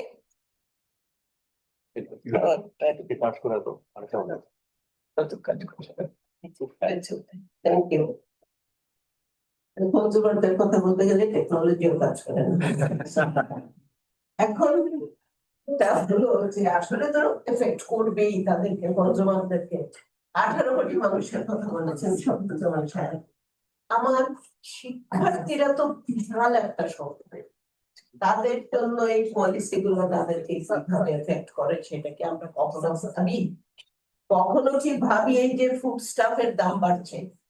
কালকে না পরশু, কয়েকদিন আগে বিবিএস এর একটা স্টাডি আপনারা দেখেছেন, একেবারে টারশিয়ারি লেভেলে 30% স্টুডেন্টস কম্পিউটার ব্যবহার করেন।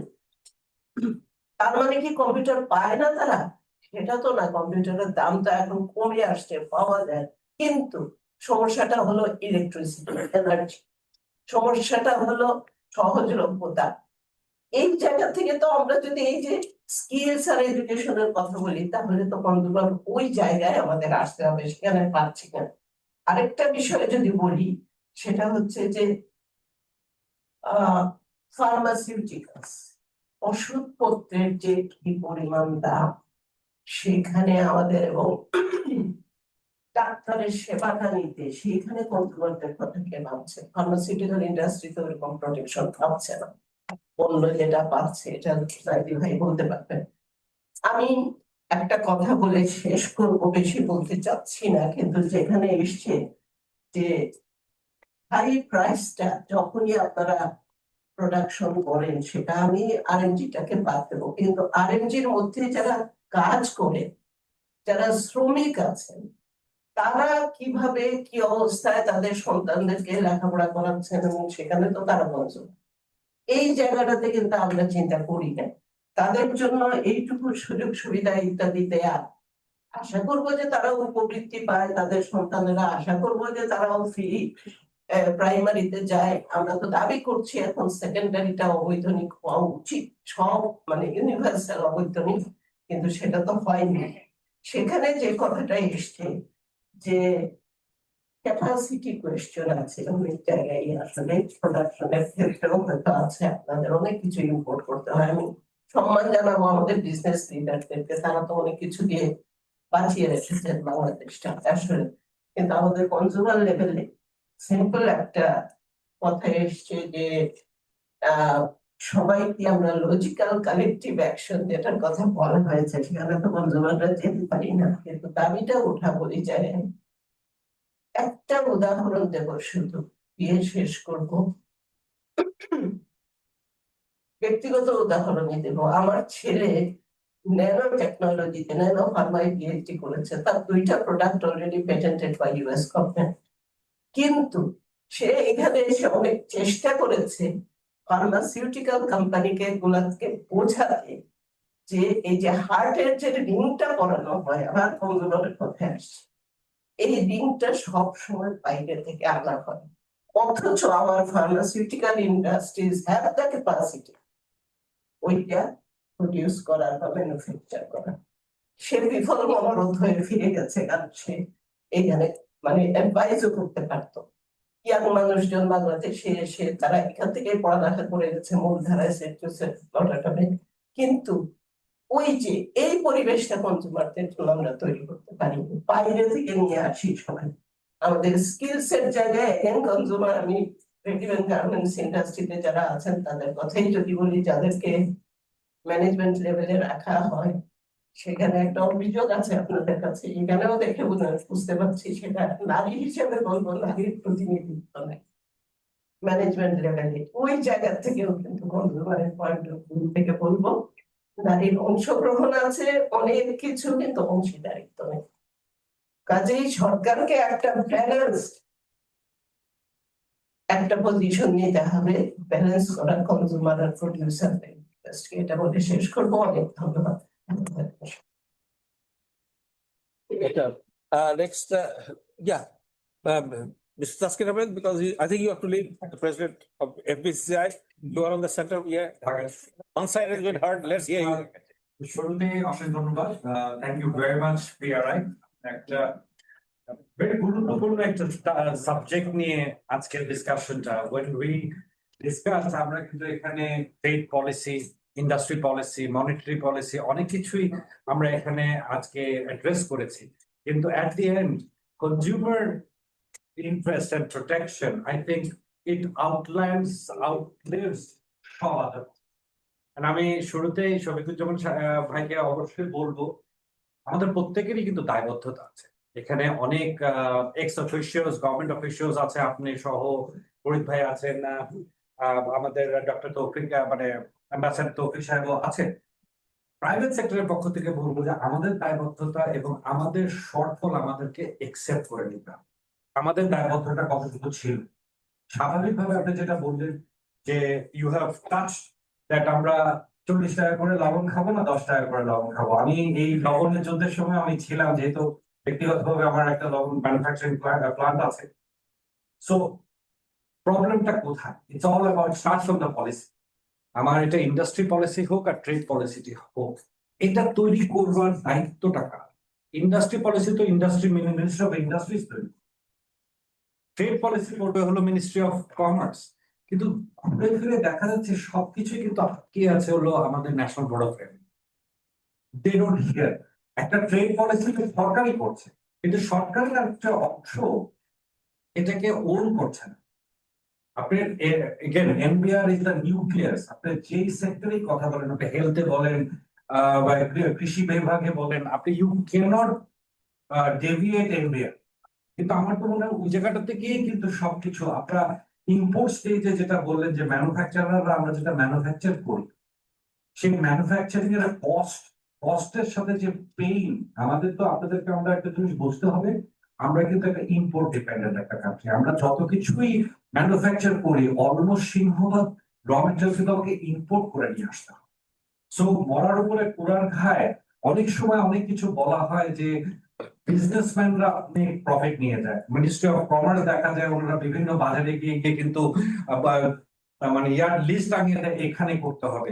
But touch wood, be it manufacturer, pharmaceutical হোক, গার্মেন্টস হোক, অথবা আমাদের একদম রিটেল লেভেলের যে দোকানদার হোক, they still strive with 5 to 6% margin. তো আমি যেটা আমার ইন্ডাস্ট্রি এন্ড ট্রেড পলিসি থেকে বলতে চাই যে আমাদের দেশের স্বাধীনতার almost half a century we have crossed. Of course অনেক ধরনের সাকসেস ছিল, protectionism has really held us back. আপনি একটা ইন্ডাস্ট্রিকে ডেভেলপ করবেন গার্মেন্টস ছাড়া। আমরা আমাদের এসটিএস এ গত 10 বছর ধরে শুনে আসতেছি এক্সপোর্ট ডাইভার্সিফিকেশন। আপনি শুধু আমাদের pure economy like Vietnam, Malaysia, থাইল্যান্ডে কেউ যদি দেখেন, আপনি যত প্রোটেক্টিভ করতে চেয়েছেন আপনাকে কিন্তু গ্রোথটাকে ততভাবে কিন্তু রেস্ট্রিক্ট করেছে। So what we think, and at this moment of after half a century, আমরা কিন্তু একটা ক্রিটিক্যাল জাংচারে আছি। আমরা এলবিসি থেকে গ্রাজুয়েশন করছি, আমাদের সবাইকে বুঝতে হবে world trade order is changing, change হয়ে যাচ্ছে। আমরা 20 বছর আগে কিন্তু এফটিএ নিয়ে কোনো কথা শুনিনি, পিটিএ প্রেফারেন্সিয়াল ট্রেড এগ্রিমেন্ট নিয়ে কথা বলিনি। এখন সবাই মনে হচ্ছে যেন ডাব্লিউটিও থেকে বের হয়ে বায়োল্যাটারাল ট্রেডের দিকে চলে যাচ্ছে। Things will change. আমরা যদি সময় মতো চেঞ্জটা না করতে পারি এবং ট্রেড ওপেননেসটা না করতে পারি, ওই যে 3 লক্ষ কৃষককে বাঁচাতে গিয়ে আপনি 18 কোটি মানুষকে এম্পাওয়ার করে ফেলছেন। অটোমোবাইল সেক্টরে ট্রেড পলিসিতে বলা ছিল একটা অটোমোবাইল পলিসি করা হয়েছে 2022 সালে, 18 এবং পরে 22। ওখানে বলা হয়েছে যে 2025 সালের মধ্যে এনভায়রনমেন্ট ইম্প্যাক্ট আছে, ইলেকট্রিক ভেহিকল আসতে হবে।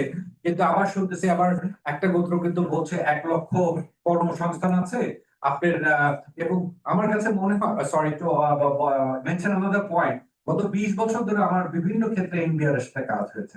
এনবিআর এর মধ্যে একটা ভয়, ডিউটি কমাই দিলে ওদের রেভিনিউ আসবে কোথা থেকে, দেশ চালাবে। Whereas there are many details যে আমরা এখানে দেখলাম গত 30 বছরে 92 থেকে শুরু করে 2000 সাল মানে 2020 সাল পর্যন্ত যত আপনি প্রোটেকশনিজম এবং ইম্পোর্ট ডিউটি মানে ট্যারিফটাকে নিচে নামিয়ে আনবেন, আপনার রেভিনিউ জেনারেশন কিন্তু বেড়ে যায়। So thank you very much once again to PRI. একটা হোলিস্টিক অ্যাপ্রোচ দরকার এবং it has to be started from the government. গভর্নমেন্টকে ইনিশিয়েটিভ নিয়ে যে who are the stakeholders and who will own it. Thank you very much. Next, we'll go to our former member of NBR, because I think it's a good point, because President DCCI has raised a very interesting point. Policy jail ho, ultimately policy determined kore NBR. So there is a serious flaw in our system. So why this has happened? Because NBR's job is to collect taxes and implement those policies. Why this has happened, and if you can also give a light, put some light on that. Thank you very much. আজকের যে বিষয়টি এখানে আলোচনা করা হয়েছে অত্যন্ত প্রাসঙ্গিক, আমার মনে হয়। তবে আমি শুরুতে একটা কথা বলি ম্যাডামকে, সেটা হচ্ছে যে পেপারটা স্যার আপনি প্রেজেন্ট করেছেন, আপনি এখানে ফোকাস করেছেন যে আমাদের এই ট্যাক্স পলিসিতে বেসিক্যালি আমরা প্রোটেকশনটাকে বেশি গুরুত্ব দিচ্ছি, কনজিউমারকে দিচ্ছে না। আমি পার্সোনালি মনে করি আসলে আমাদের বর্তমান ট্যারিফ পলিসিতে নট নেসেসারিলি প্রোটেকশনই শুধুমাত্র বেশি গুরুত্ব পাচ্ছে তা নয়। প্রোটেকশন আমাদের যে বর্তমানে ইন্ডাস্ট্রি বিভিন্ন সেক্টর যা আছে, ওদের ইকোনমিক ইনপুট সাবস্টিটিউশন অথবা এক্সপোর্ট ওরিয়েন্টেড এইভাবে বলেন না কেন, তারা কিন্তু প্রোটেকশন কিন্তু সবাই পাচ্ছে না। কোন ইন্ডাস্ট্রি 200% প্রোটেকশন, 250% প্রোটেকশন, আবার কোন ইন্ডাস্ট্রি আছে তারা 5% পাচ্ছে। মানে কি আপনি কি বলবেন সমস্যাটা কোথায়? এন্টার ট্যারিফের মধ্যে সমস্যা, এন্টার ট্যাক্স সিস্টেমের মধ্যে সমস্যা। আরেকটি সমস্যা হচ্ছে আপনি কনজিউমারের কথা বলছেন, আপনি এখানে ট্যারিফ করতে সম্ভবত কাস্টমস, ভ্যাট, এলসি, কথা বলেছেন, কিন্তু আমাদের যে টোটাল ইন্ডিয়া রেভিনিউ আদায় করে তার 80% ইনডাইরেক্ট। যে কান্ট্রির ইকোনমিক সাইজ এত বড়, ইনকাম ট্যাক্স কোথায়? ডেভেলপমেন্ট ইন্ডেক্স আমরা বলি যে income tax collection, what is that? আপনি ইনকাম ট্যাক্স আদায় করতেছেন ইনডাইরেক্ট ট্যাক্সেশন, এবং সেটা আবার বলছেন এটা ফাইনাল অ্যাসেসমেন্ট, ট্যাক্সে কন্ট্রোলের উপরে ব্যবসায়ীকে মিথ্যা রাষ্ট্র নিতে বাধ্য করছেন। আর এই সব কিছু পাস হচ্ছে পার্লামেন্টে। আপনি 2012 সালে এই সমস্ত সংকট থেকে বেরিয়ে আসার জন্য আন্তর্জাতিক মানের একটা ভ্যাট আইন করতে গেছিলেন, পার্লামেন্ট পাস করছে। সেই আইনটা পাস করার সময় পার্লামেন্টকে দেখতে পর্যন্ত দেওয়া হয়নি, রাতারাতি পাস করেছে, সংসদীয় কমিটিকে দেখতে দেওয়া হয়। সেই একই পার্লামেন্ট 2 বছর পরে ওটা বাতিল করে দিয়ে আবার 91 সিট ফিরে গেছে। আমরা সেখানে অবস্থান করছি, এখন তো মনে হয় 60-এর দশকে চলে গেছি। এগুলি কে আলোচনা করবে? আমাদের ইন্ডাস্ট্রিটা বলছেন, ইন্ডাস্ট্রি তো কোনটা হচ্ছে, ইন্ডাস্ট্রি মিনিস্ট্রি একটা দেখে, ডিডা একটা দেখে, বেজা একটা দেখে, হাইটেক পার্ক একটা দেখে, বিসিক দেখে একটা, Who is the father? Who is the guardian? Nobody else. আমাদের commerce ministry national tariff policy নিয়ে তারা অ্যাডমিনিস্ট্রেট করার পাগল হয়ে গেছে। এটা আরেকটা সমস্যা তৈরি করতে যাচ্ছে, আপনি যেটা বলছেন যে কমার্স মিনিস্ট্রি এটা ভাবছে, আরেকটা সমস্যা তৈরি হচ্ছে। আমি আপনাকে বলি আরেকটা সমস্যা তৈরি হবে, সমস্যা তৈরি করা মানে ঠিক হবে না। গভর্নমেন্ট একভাবে চিন্তা করছে, ইন্টারিম গভর্নমেন্ট আইএমএফ এর প্রস্তাবে যে এনবিআর এর পলিসিটাকে নিয়ে যাওয়া, আমি ডেফিনেটলি আপনারা সবাই সমর্থন করবেন। যেহেতু এতক্ষণ এনবিআরই আসামি, সবসময় এনবিআর আসামি, আমি মনে করি এনবিআর আসামি, এনবিআর হাতে থাকারই উচিত না। বিকজ যিনি পলিসি বানাবেন, তিনি ইমপ্লিমেন্ট করলে তো এখানে কনফ্লিক্ট অফ ইন্টারেস্ট হবেই, এখানে ফেয়ারনেস থাকবে না। কাজেই এনবিআর থেকে একটা সরিয়ে নেওয়া উচিত। কিন্তু সেটা কিভাবে হওয়া উচিত, ওই সিভিল সোসাইটি থিঙ্ক ট্যাঙ্ক কেউ দেখেন একটু কোনো আলোচনা কোনোদিন করলেন না। আজ পর্যন্ত কোনো একটা সেমিনার কথা হয় নাই, শুধু আমি কথা বললাম, কথা বলতে গিয়ে গভর্নমেন্ট আমার উপরে গেছে না, যে আমার কমিটি বাতিল করে দিয়েছে, কমিটি বাতিল করে দিয়েছে। কিন্তু আমি তো আমার রিপোর্ট দিয়েছি, নাগরিক দায়িত্ব একটাই দিয়েছি, সর্বোচ্চ সরকারের কমিটি হিসাবে না, নাগরিক দায়িত্ব থেকে আমি রিপোর্ট দিয়েছি এবং আমি এই বিষয়ে কথা বলেছি যে কি হওয়া উচিত ট্যাক্স পলিসি। যে স্যার আপনি যে রিপোর্টটা দিচ্ছেন সেটা তো রেভিনিউ পলিসি ডিভিশনের চাহিদা, আপনাকে সমস্ত কি সেভাবে আপনি সেও করেছেন। এইবার আপনি স্যার লেভেল করছেন সব ঠিক আছে, হ্যাঁ হ্যাঁ, যিনি ইন্ডাস্ট্রি উনি যদি ইম্পোর্ট করেন তাহলে ওনাকে 15% ভ্যাট, এর উপর আবার 80 দিতে হয়, 2%, আগে ছিল 5। কিন্তু যদি কোনো এসএমই খাতে প্রতিষ্ঠানের জন্য ইম্পোর্ট করা হয়, কমার্শিয়াল ইম্পোর্ট, তিনি তো ইম্পোর্ট করতে পারেন না, তাকে 15-র সাথে 7.5%, আবার 15 বা 40% ট্যাক্স দিয়ে তাকে কিনতে হবে। এসএমই খাতের জন্য সবাই তো আমরা মায়ের কান্না করি, এই ট্যাক্স সিস্টেম কি করে এটা চাচ্ছে, পার্লামেন্ট কি করে এটা অনুমোদন করলো, এবং কমিশনের বছর তাকে ওই একই অবস্থা থাকতে সরি থাকতে পারে। এটা কে ভয়েস কেন না, সেমিনার হচ্ছে, সিম্পোজিয়াম হচ্ছে, আমি তো রিটায়ার করেছি 2017 পর থেকে প্রত্যেক সেমিনারে যাচ্ছি, কথাই হচ্ছে কিন্তু কাজ তো কিছু হচ্ছে না। একটু বলে যে রিপোর্টে আপনি আজকে তার সমস্যা তুলে ধরছেন, এই সমস্যাগুলি সমাধান তো 2টা রিপোর্টের মধ্যে আছে, সরকারের কাছে 2টা রিপোর্ট দেওয়া হয়েছে, তো সরকারের ভিতরে সরকারের বাইরে civil society, business community, media, কেউ কেউ 2টা রিপোর্ট নিয়ে কোনো আলোচনা কেউ কখনো করে না। আমি আশাবাদী আমাদের বিডা চেয়ারম্যান সাহেব এখানে আছেন, উনি বিজনেস প্রমোটিং, উনি ইনভেস্টমেন্ট প্রমোটিং এজেন্সি, জাতীয় বিনিয়োগ উন্নয়ন কর্তৃপক্ষ উনি, এবং উনি নিশ্চয়ই এই ব্যাপারে দায়িত্ব নিয়ে ওই 2টা রিপোর্ট কি আছে স্টেক হোল্ডারদের সাথে আলোচনা করে সরকারের পক্ষ থেকে, কারণ উনি প্রধানমন্ত্রী সচিবালয়ের থাকছেন, এটা করা উচিত। এবং এখান থেকে বের হয়ে গেলে স্যার আপনাকে সরকারকে পলিটিক্যাল ওনারশিপ আসতে হবে, পলিটিক্যাল ওনারশিপ নিয়ে কাজ করতে হবে, সোসাইটিতে আসতে হবে। সম্পদটা ইনভেস্ট দিয়ে কোনো লাভ নাই। আপনি প্রতি বছর যে বাজেট হয়, ফর এক্সাম্পল আমি তো সবচেয়ে লংগেস্ট টাইম ট্যাক্স পলিসি ছাত্র ছিলাম আমার চাকরি, আমি তো কখনো দেখিনি কমার্স মিনিস্ট্রি লিখিতভাবে বাজেটের সময় একটা প্রস্তাব দিচ্ছে যে তোমাদের যে আমি তো সাপ্লাই সাইডের দায়িত্ব আমার, প্রতিবার স্বার্থ দেখা আমার দায়িত্ব, তোমরা এই কমিটি প্রাইস কেন করছো, ওটা কেন করছো, আজকে যে সমস্যাগুলি কথা বলছে কমার্স মিনিস্ট্রি তো অফিসিয়ালি কখনো এই কথা বলে নাই, ইন্ডাস্ট্রি মিনিস্ট্রি তো কখনো বলে নাই, বিনিয়োগ তো আমি কখনো দেখি নাই।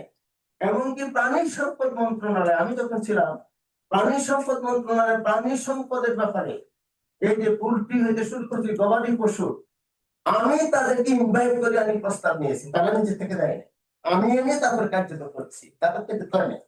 গভর্নমেন্টের রেসপন্সিবিলিটি তো আসলে ডেভেলপ করতে হবে, নাহলে তো হবে না স্যার। আচ্ছা আই থিঙ্ক একটু চেঞ্জ অফ করি যে Masood, we can after that we can continue with আচ্ছা আচ্ছা ওটাকে Masood, go ahead.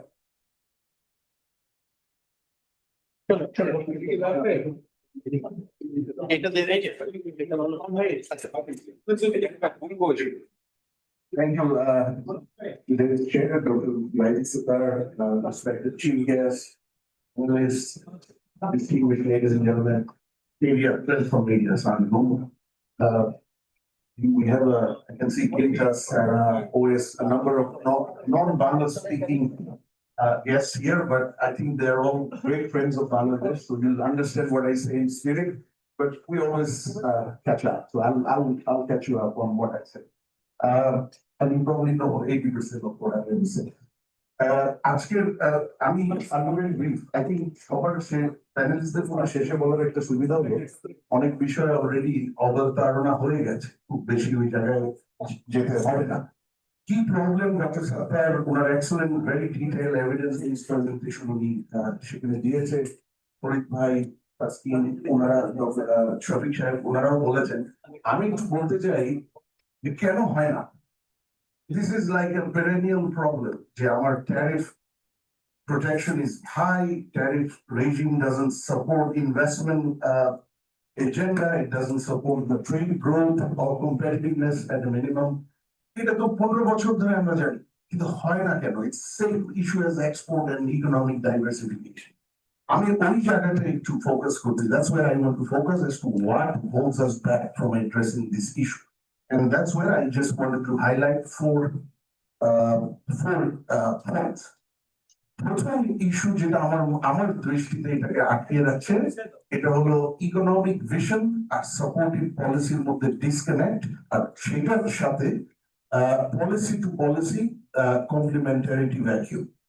আমাদের ইকোনমিক ভিশন কি? আমরা তো সার্টেনলি লেট 70s থেকে যে আমাদের ডেভেলপমেন্টের চাকা শুরু করেছে, and building on that মানে আমরা লো ইনকাম কান্ট্রি থেকে লোয়ার মিডল ইনকাম, এবং আমাদের যে এলডিসি গ্রুপের যে কারো কম্পারেটর কান্ট্রি থেকে আমাদের development সাকসেসটা over 4 decades is better. Eta private sector led economic growth was the main cornerstone of that, and global leveraging the global markets, power of global market was the main enabler, main motivation for that private sector led economic growth.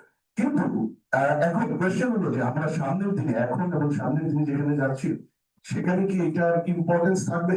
Perhaps a lot more than it had in the last 2 decades or 3 decades.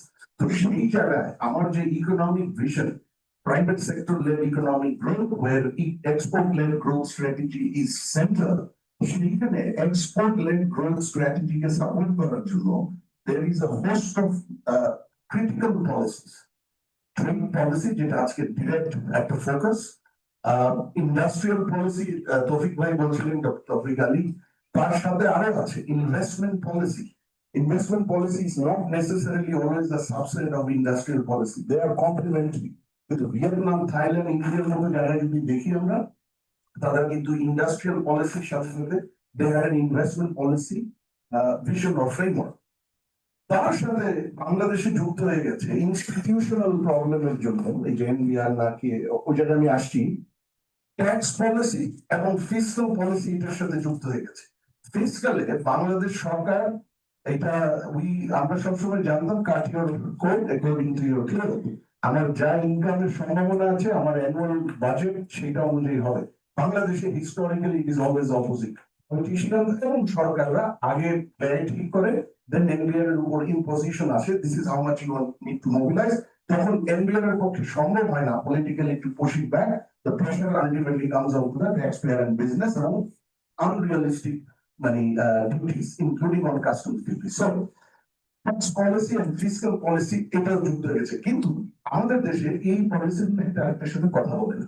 It is very isolated in fragmented.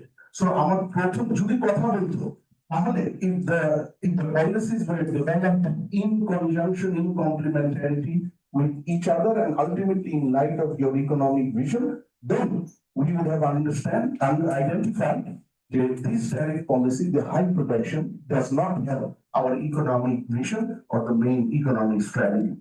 সেটা হলো আমাদের এক নম্বর issue. আমাদের second issue revenue versus growth. আমাদের যেহেতু tax policy NBR এটা decide করছে, ultimately tax policy is weighing into the tariff and protection, because tariff is a trade tax, right? It's part of our 3 taxation branches. আমাদের revenue policies, tax policies supporting the fiscal governance or fiscal vision is revenue centric, it's not growth centric. আমাদের হচ্ছে কিভাবে টাকা আমরা বাড়াতে পারবো, collect করতে পারবো, কিন্তু tax policy including trade taxes সেটাকে মোর কন্ডিউসিভ করে আমি যদি ট্যাক্সের বেসটা বাড়াতে পারি, সেখান থেকে আমার ট্যাক্স আলটিমেটলি উইল more, এটা ready-made garments and lesson থেকে শিখিনি। That Safar ওখানে দেখিয়েছে how liberalization and increase in revenue went hand in hand, ওটার mid-90s থেকে। OECD has a more than 100 countries উপর ভিত্তি করে একটা assessment আছে। If you increase tax burden, which in Bangladesh's case includes the tariff, trade taxes, by 1%, your FDI goes down by 3.7%. Actual দেশের assessment 30 years data উপরে এটা করেছে। তো আমরা আমাদের revenue and tax policy is not growth supportive, it is revenue collecting because the mother of all problem হচ্ছে ওইখানে cut your coat according to law, it's inverse in Bangladesh, NBR is always important. NBR ভিতরে অনেক problem আছে, no doubt, in efficiency, capability, intent, অনেক ধরনের সমস্যা আছে। কিন্তু এটাও আমাদেরকে দেখতে হবে যে part of that problem arises from the political method of deciding our overall fiscal discipline, মানে public investment, operating budget, and revenue. So that's second. Third, institutional fracture, যেটা আমার আগে অনেকে বলেছে জন্য আমি খুব বেশি বলবো না। Ideally, there is commerce, who's in charge of trade, leading trade strategies. There is BIDA, who's in charge of leading investment strategies policy. There is Minister of Industries, who's doing industrial policy. Central Bank, who's doing monetary policy, but more importantly, the foreign exchange policy. It is very important to our overall trade, industrial and consumer সবকিছুর সাথে আর তার সাথে NBR, but ultimately NBR takes it all on when it comes to tariff. কিন্তু tariff determine আরেকজন ছিল Trade and Tariff Commission, unfortunately completely toothless tiger, কোনো কিছু হয় না। তো এখন এই যে institutional fragmentation, সেইখানে যার রোল হলে এটা সবচেয়ে ভালো হয় এবং এই 4 বা 5 জনের মধ্যে যে লেভেলের coordination guided by a central strategy, we don't have that. So the fragmentation, my final point, political economy of this whole game. সেইখানে institutional fragmentation cuts across the political economy, but আমি আর একটু ভেতরে যেতে চাই। জাহিদ ভাই বলছিলেন যে কনজিউমারদের জন্য চাওয়ার কেউ নাই। সত্যি কনজিউমারের চাওয়ার জন্য থাকা উচিত ছিল গভর্নমেন্ট নিজেই, because eventually these consumers form the the voting constituency. The problem which Bangladesh did not have votes for a long time. So there was no incentive for, what I mean is credible votes. There was no incentive for the incumbent governments to think about the welfare of the consumer, who's only and perhaps their mainly and perhaps only way to respond is on the day of vote to the ballots. It is Bangladesh ছিল না 2014 সাল থেকে 24 সাল পর্যন্ত. So there was a very inherent negligence among the political policymakers to think about the consumer. And when it comes to the industrial advocacy, exporters are taking it on. But ওখানে গিয়ে ready-made garments 82%, they're very happy, so they don't raise voice. They don't need to. The rest of the exporters who are small, তারা voice raise করার মতো শক্তিশালী যারা নাই, আর আরো issue হলো যারা প্রোটেকশনের থেকে বেনিফিটেড হচ্ছে, large, medium, local market-oriented industries. Their political leverage is much stronger than those other exporters. So এই দুটো জিনিস মিলে the political economy also has not contributed in addressing this issue. So thank you very much, PRI, for having me here, and I appreciate this dialogue. Thank you. Thank you, Master. So do we go to float discussion or we now? Okay, now. কিছু বলতে চান? Huh? টপিকা রেখে যদি You want to make an intervention at this point? Anything? Thank you, Khurshid. Just briefly, I've heard of the discussion and we've covered too many topics for one discussion session. Now, basically, in terms of tariff and tariff policy, my earlier point that I made was you need an industrial policy that the political system is committed to. An industrial policy that will guide what you want in terms of tariff. Who you want to protect, who you don't want to protect. Where the protection is not required in an industrial policy, forget about it. Now, Consumers is an important issue, of course. Who looks after the consumers? In political economy, which is part of what I teach, this is covered very well. We have to, you have to recognize that consumers, each individual consumer spends a small amount of money. They do not have a lobby, or whatever lobby group they have is very small. Industrialists, because of the money they have, is a huge lobby group. And that is it. It's a question of who decides. Usually it is the government that decides. And yes, the vote is important. Surya was talking about the vote is important.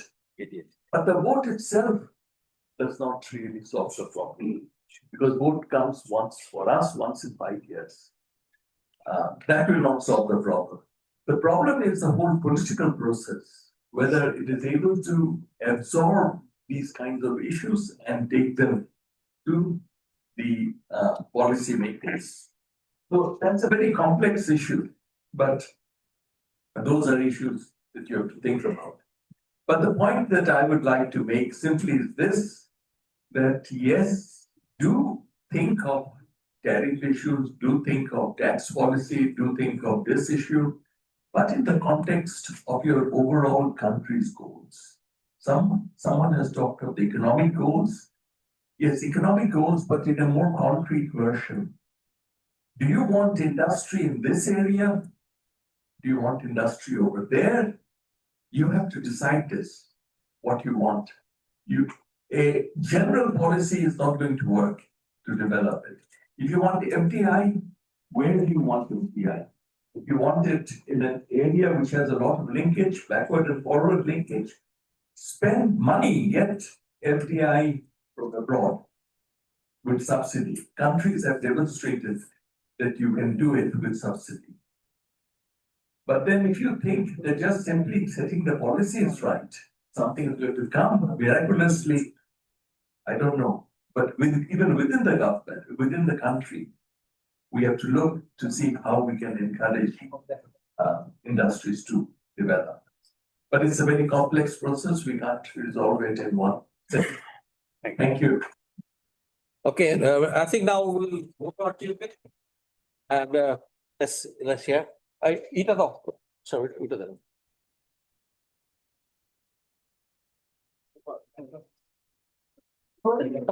It's a big. আমি বাংলা বলতে পারি এমন কোনো সমস্যা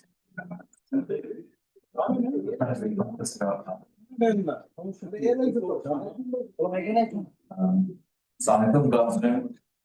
So thank you for inviting me to join here. Thank you to PRI and thank you to all the guests and participants who have shared their views.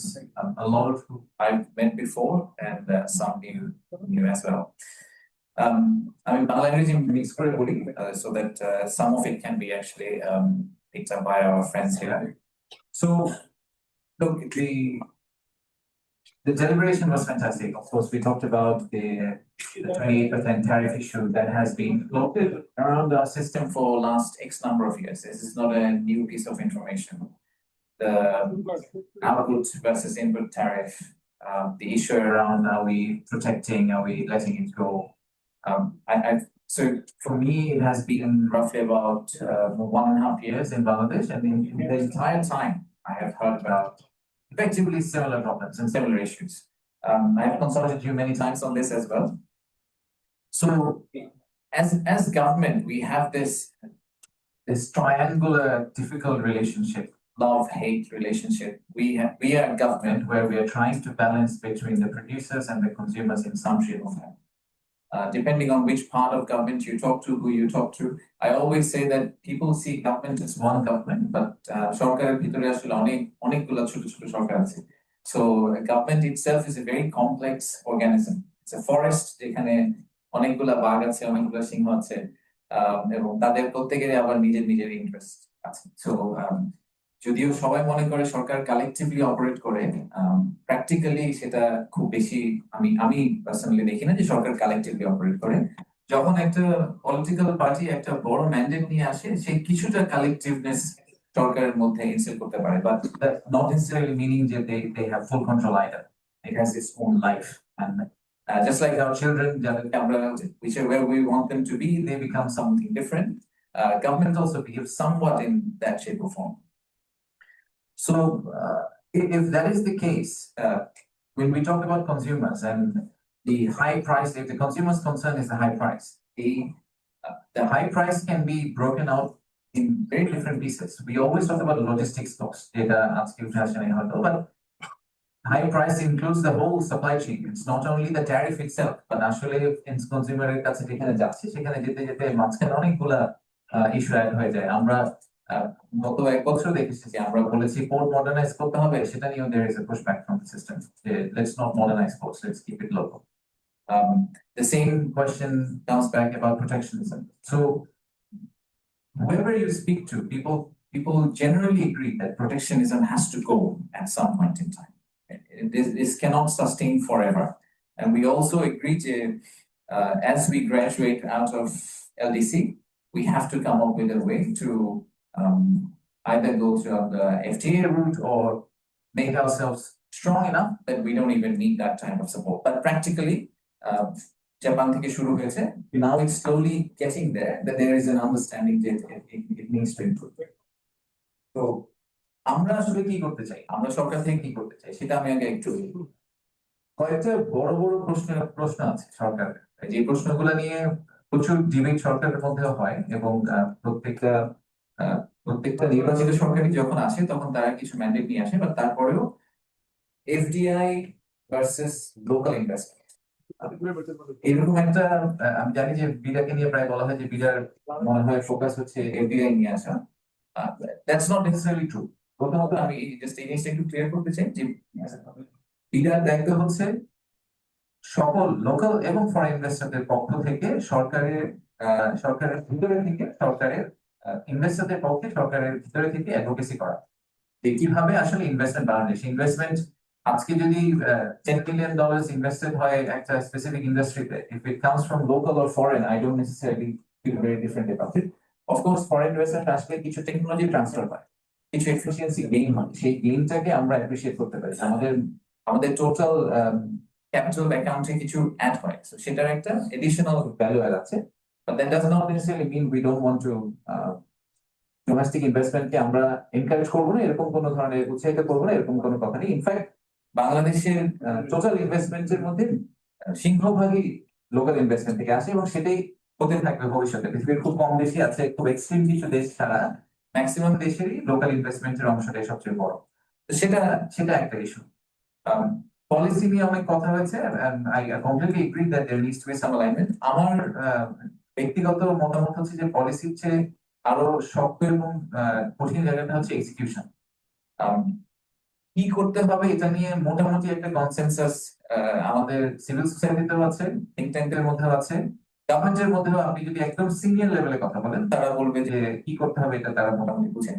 কিন্তু তারপরে যখন আমার ইনভেস্টরটা চট্টগ্রাম বন্দরে একটা প্রোডাক্ট ল্যান্ড করে, একটা র মেটেরিয়াল নিয়ে আসে এবং সেই র মেটেরিয়ালটা সেখান থেকে তার ফ্যাক্টরিতে নিয়ে যেতে তাকে যে ধরনের ঝামেলা পোহাতে হয়, যে হ্যাসেল পোহাতে হয় এবং যে ধরনের রেন্ট সিকিং বিহেভিয়ার ফেস করতে হয়, আমার যে কনজিউমার মার্কেটে গিয়ে ফাইনালি একটা জিনিস কিনেন, তখন তাকে যেই প্রত্যেকটা ধাপে মার্কেটে যাওয়া থেকে জার্নি থেকে শুরু করে ওখানে কিনে নিয়ে আসার ধাপে যে ধরনের সমস্যার সম্মুখীন হতে হয়, সেগুলা কিন্তু প্রিন্সিপাল লেভেলে এই সমস্যাগুলা নিয়ে পলিসি আছে কিন্তু এক্সিকিউশন নেই। সো আমরা আসলে এক্সিকিউশনে as government, as almost a nation, we're very far, অনেক দূরে আছে। আমাদের সবসময় আমরা বলছি যে আমাদের প্রায়োরিটি হচ্ছে, এখন কিন্তু প্রায়োরিটিটা গ্রোথ না, we talk about growth, but the priority is probably a sustained growth, a sustainable growth. এখানে এমপ্লয়মেন্ট জেনারেশন, মানে কর্মসংস্থান তৈরি করে দেওয়াটা একটা বড় ফোকাস। সেটাই, এবং এই নতুন সরকারের ম্যান্ডেটের মধ্যে তাদের নির্বাচনী ইস্তেহার বলেন বা তাদের ইনিশিয়াল যে পিচ গুলো ওনারা সেট করছেন, এবার বাজেট আসলে দেখা যাবে যে কর্মসংস্থান সৃষ্টি করাটা একটা বড় ফোকাস সরকারের জন্য। তো কর্মসংস্থান সৃষ্টি করতে হলে আমাদেরকে কি করতে হবে সেটার ব্যাপারে এগেন হাই লেভেলে একটা আন্ডারস্ট্যান্ডিং আছে, কিন্তু এটা এক্সিকিউশন লেভেলে যেতে গিয়ে দেখা যায় যে অনেক ধরনের সমস্যা তৈরি হয়ে যায়। তার সমস্যার একটা বড় কারণ যেটা আসলে বলেছেন, অনেকেই বলেছেন যে the government is quite fragmented. And again, for example, we are trying to merge the investment promotion agencies. You have seen the news in public domain. That is, there is also a lot of reservation and pushback about it as well. যে merge করে কি হবে, but the core idea of it is আপনি যদি একদম fundamentally develop economic দেখেন, সেখানে কিন্তু মিটি বলে একটা মিনিস্ট্রি থাকে, ministry of investment, trade and industrialization. সেই সবগুলোই তো প্রত্যেকের সাথে কানেক্টেড। তাদেরকে যদি আপনি আলাদা আলাদা করে ফেলেন, সবার একটা আলাদা ভয়েস তৈরি হবে, সেই ভয়েসটার কারণে আসলে কালেকটিভ এফোর্টটা কাজ করে না। And of course, then there on top of that we have NBR, which is a very unique challenge in Bangladesh. আমি এরকম কোন সংস্থা, আমি যে কটা দেশে কাজ করার আমার সুযোগ হয়েছে, এরকম এত ইউনিক সেটিং আসলে আমি আর কোথাও দেখি নাই। তো এটার সমাধানটাও তার মানে আসলে একটু ইউনিক হতে হবে। এটা আমাদের হয়তো বাইরের এক্সপার্টদেরকে ধরে নিয়ে অন্য দেশের বেস্ট প্র্যাকটিস নিয়ে হবে না, আমাদের দেশের জন্য আমাদের একটা রাইট সলিউশন প্রবাবলি বের করতে হবে এনবিআর এর জন্য। আমরা আরো কিছু ছোটখাটো জিনিস করার চেষ্টা করছি, জাস্ট আমি শেয়ার করার জন্য বলি। একটা হচ্ছে, আপনি বলেছেন যে এনবিআর কে আমরা রেকমেন্ডেশন দেই না, এবার কিন্তু ব্যাপার সেরকম হয়নি। আমরা খুব স্পেসিফিক্যালি আমি জানি যে ইনভেস্টমেন্ট প্রমোশন এজেন্সি গুলো থেকে মোট 46টা রেকমেন্ডেশন গেছে, ডিরেগুলেশনের জন্য 19টা রেকমেন্ডেশন গেছে। প্রত্যেকটা রেকমেন্ডেশনের লজিক ধরে ধরে যে কিভাবে, কেন আমরা এটা করতে চাই, কি করতে চাই, তাতে দেশের কি লাভ হবে, এরকম খুব ক্যাটাগরিক্যাল রেকমেন্ডেশন গেছে। এবার দেখা যাক কি ওনারা এই 46টার মধ্যে কতগুলোকে accept করে। That will be an active test for us to understand if they take recommendations, or did we never recommend, or are they just not taking our recommendations? So it'll be interesting to see. একটা example বলি, যে যেরকম বিএটির ক্ষেত্রে একটা বড় প্রশ্ন আসে যে আপনি কতটুকু ভ্যালু অ্যাড করলে আপনার বিএটি আস্তে আস্তে কমা উচিত বা বাড়া উচিত, এবং এটা বিভিন্ন ইন্ডাস্ট্রির জন্য ভ্যারি করে, এবং এটার কোনো ইউনিফর্মিটি না থাকার কারণে even for foreign investors when they're coming in, they don't understand যে what will it look like if they improve their value addition from 30% to 40%, or if they change the SKD to a CKD, what will it really mean in 5, 10, 15 years time? So each we gave them a slab system. We recommended a very structured approach in fixing all those problems. Hopefully we will see some reflection in the current budget. One good thing I think we have in our favor is the fact that majority of the cabinet ministers now, they do come from investor community. They have gone through a similar suffering for the last 15, 20 years.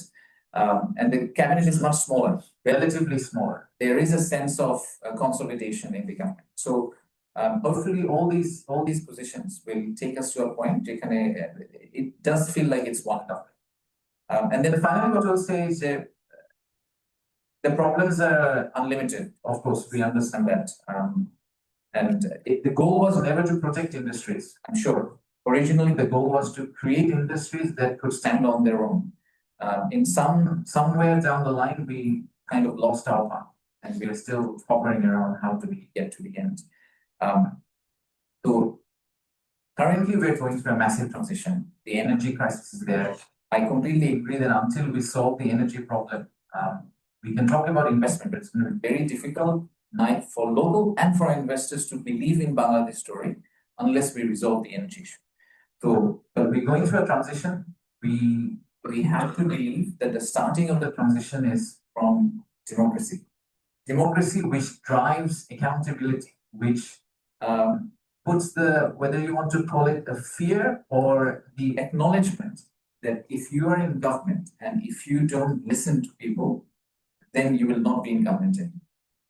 So to be successful or to retain your position in government, to get things done, you have to listen to people and listen to the wider voice, and hopefully execute some of them, give genuine examples, success stories, so that next time when the vote takes place, you do get elected again. So so let's create an accountable economy, trusted economy, and sustainable economy. Thank you. These suggestions are always super helpful, and I think the fact that we're sitting together, we're discussing this, and this gets resonated across the country, these voices are very, very useful. Useful for us to keep ourselves honest and accountable, and I think also for us to learn from everyone. So I'm only gonna thank you.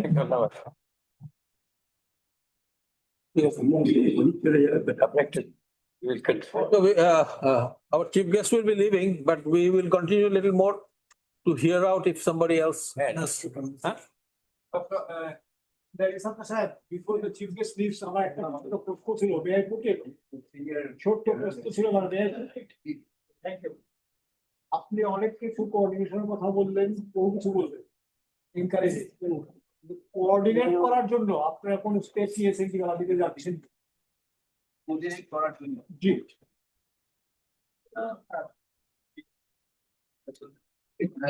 So, আমাদের আমাদের এখন আপনাকে একদম খুব honest black and white বলি, আমাদের সবচেয়ে, এবং এটা আমার পার্সোনাল রিয়েলাইজেশন, সেটা হচ্ছে আমাদের সবচেয়ে বড় কোঅর্ডিনেটর হচ্ছে এই মুহূর্তে মাননীয় প্রধানমন্ত্রী নিচে।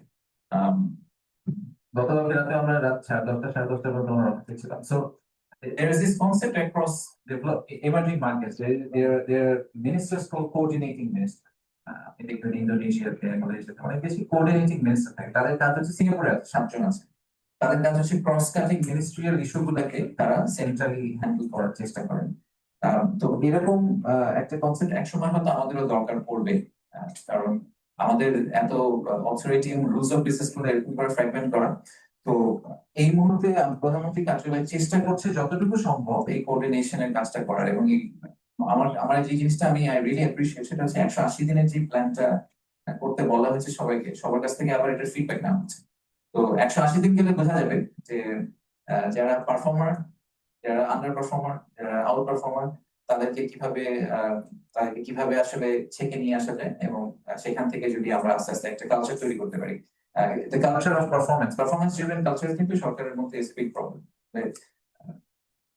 পে স্কিম নিয়ে আমরা অনেক কথা বলি, বা এটা একটা বড় টপিক, এটা নিয়ে আমি আজকে আলাপ করবো না। বাট যখনই প্রাইভেট সেক্টর আর পাবলিক সেক্টরে আমার যে দুইখানে চাকরি করার সুযোগ হয়েছে, সবচেয়ে বড় একটা ডিফারেন্স আমি দেখি, সেটা হচ্ছে যে প্রাইভেট সেক্টরের কম্পেনসেশন এবং পে এবং তাদের যে গোল সেটিং পুরাটাই খুব অ্যালাইন্ড, কিন্তু পাবলিক সেক্টরে আসলে জিনিসটা এভাবে করা হয় না। তো যখনই আপনার একটা এত বড় একটা সরকারি আউটফিট, তার আসলে কোনো ফাইন্যান্সিয়াল মোটিভেশন বলেন, কম্পেনসেশন বলেন, বা মেরিটোক্রেসি পয়েন্ট অফ ভিউ থেকে বলেন, কোনখানেই আসলে ডেলিভার করাটাকে প্রাইমারি হিসেবে দেখা হচ্ছে না, তখন আসলে আপনি ওই ফাস্ট রেজাল্ট পাবেন না। তো এখন আমরা যারা বাইরে থেকে এসেছি, purely driven by our own passion and ambition, আমরা হয়তো ডেলিভার করার চেষ্টা করছি, but the entire system needs to align with us. Otherwise, আমি বললাম এটা করে ফেলেন, হয়ে যাবে না। It doesn't work that way. The entire government machinery needs to operate. So let's see. আমরা চেষ্টা করছি যতটুকু সম্ভব। Thank you.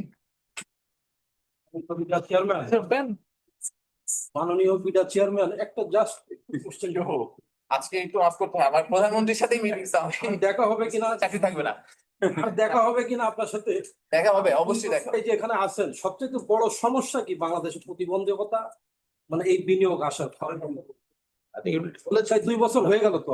I think I think and it will take a long time. I don't know. Do you have the time? Very long answer. Very long. Thank you. Thank you. Huh? No, if somebody, look, we didn't open the floor. So opening the floor, we get people wanting to say, we want to use. Well, that was an unstructured one. And when the chief guest leaves. Anybody wants to add something to this discussion? Or everybody is already tired? Apne bolen?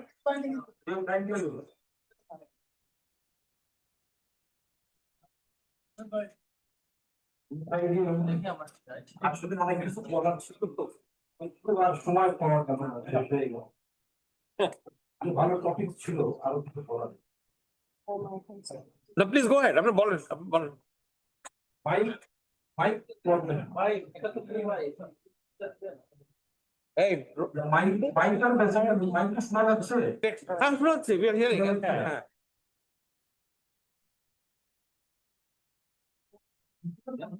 He was a success story. Which I think that's what crowd. Next time আবার দেখা যাবে Okay. Okay, anybody else could, you থাকলে? আসবে আপনি বলবেন? Please.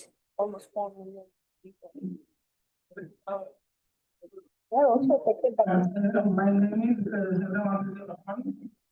I am senior vice president of Bangladesh Chamber of Commerce and Industry. Before that, I was a member of for 32 years. Thank you. Actually, we have many good policies and many acts.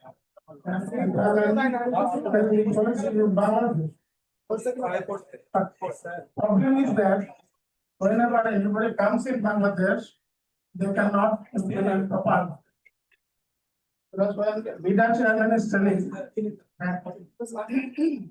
when importing anything, they are facing main problem. The problem is that when they want to start an industry in Bangladesh, they need 28 types of licenses, papers, even for bond license, they need 27 types of documents submitted in Bangladesh. For this one, investors are becoming fed up and frustrated, and they don't want to invest in Bangladesh. Not only that, you see, this room is ready. You can talk here, you can sit here. But in our country, nothing is ready. Nothing is ready. If you go there, because for an investor, you say that what are they used to think. Seeing is believing. Where is the water? Is the water is useful or not for the industry? We do not know. What is the location of the industry? You have put the industries where there is no amenities, where they cannot stay. There is no club. There is no international hotel. So, and there is no one-stop service. And there is no gas. There is no Your point of the field. separation. So how foreign and local investors will invest in Bangladesh? That's why last 15 to 20 years, investors are not. And you know that last 12 years from China, thousands of industries has closed. And they want to come out from the country, especially the labor intensive industries want to go out. They have gone to Vietnam, they have gone to even Myanmar, they have gone to Malaysia, Indonesia. They are not coming to Bangladesh because whenever they come here, they see only the papers. They cannot see the reality. We always talking, but what is reality, we don't see. So they want one-stop service, but in our country, OSS, we are talking about OSS. There is no OSS. All are just slogan. Thank you very much. Okay, thank you. So anybody else, or let's call it a day. I think we have had a good discussion. And I don't know whether it's sir, you want to give a closing? Yes. Just you want. Closing though, we want to give a very strong message that in all this trade policy orientation, whatever orientation we have, what we have is a hodgepodge between what I call option A, trade openness. The other option is option B, trade restrictiveness. We are somewhere in between, but mostly I think towards option B, which is not really helping, because option B is too much focused on the domestic market. So our focus should be more growth based on the world market. And we really need trade openness in a much deeper form. We did start changing our trade policy direction in 1990s, but we have lost our way. So it is time again for a new government, and we are hoping the new government will resume the changes that this same party's government did in the early 1990s. And we will hope that trade policy is not limited to just to protect the interests of producers.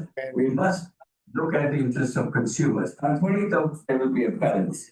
And the balance has to be created by, I think, the government.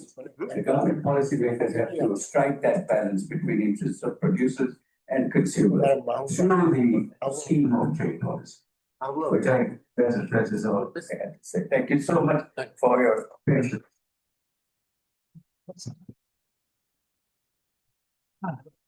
Wait, please, you're invited to lunch. Yeah, I'll talk to you. Please join us for lunch.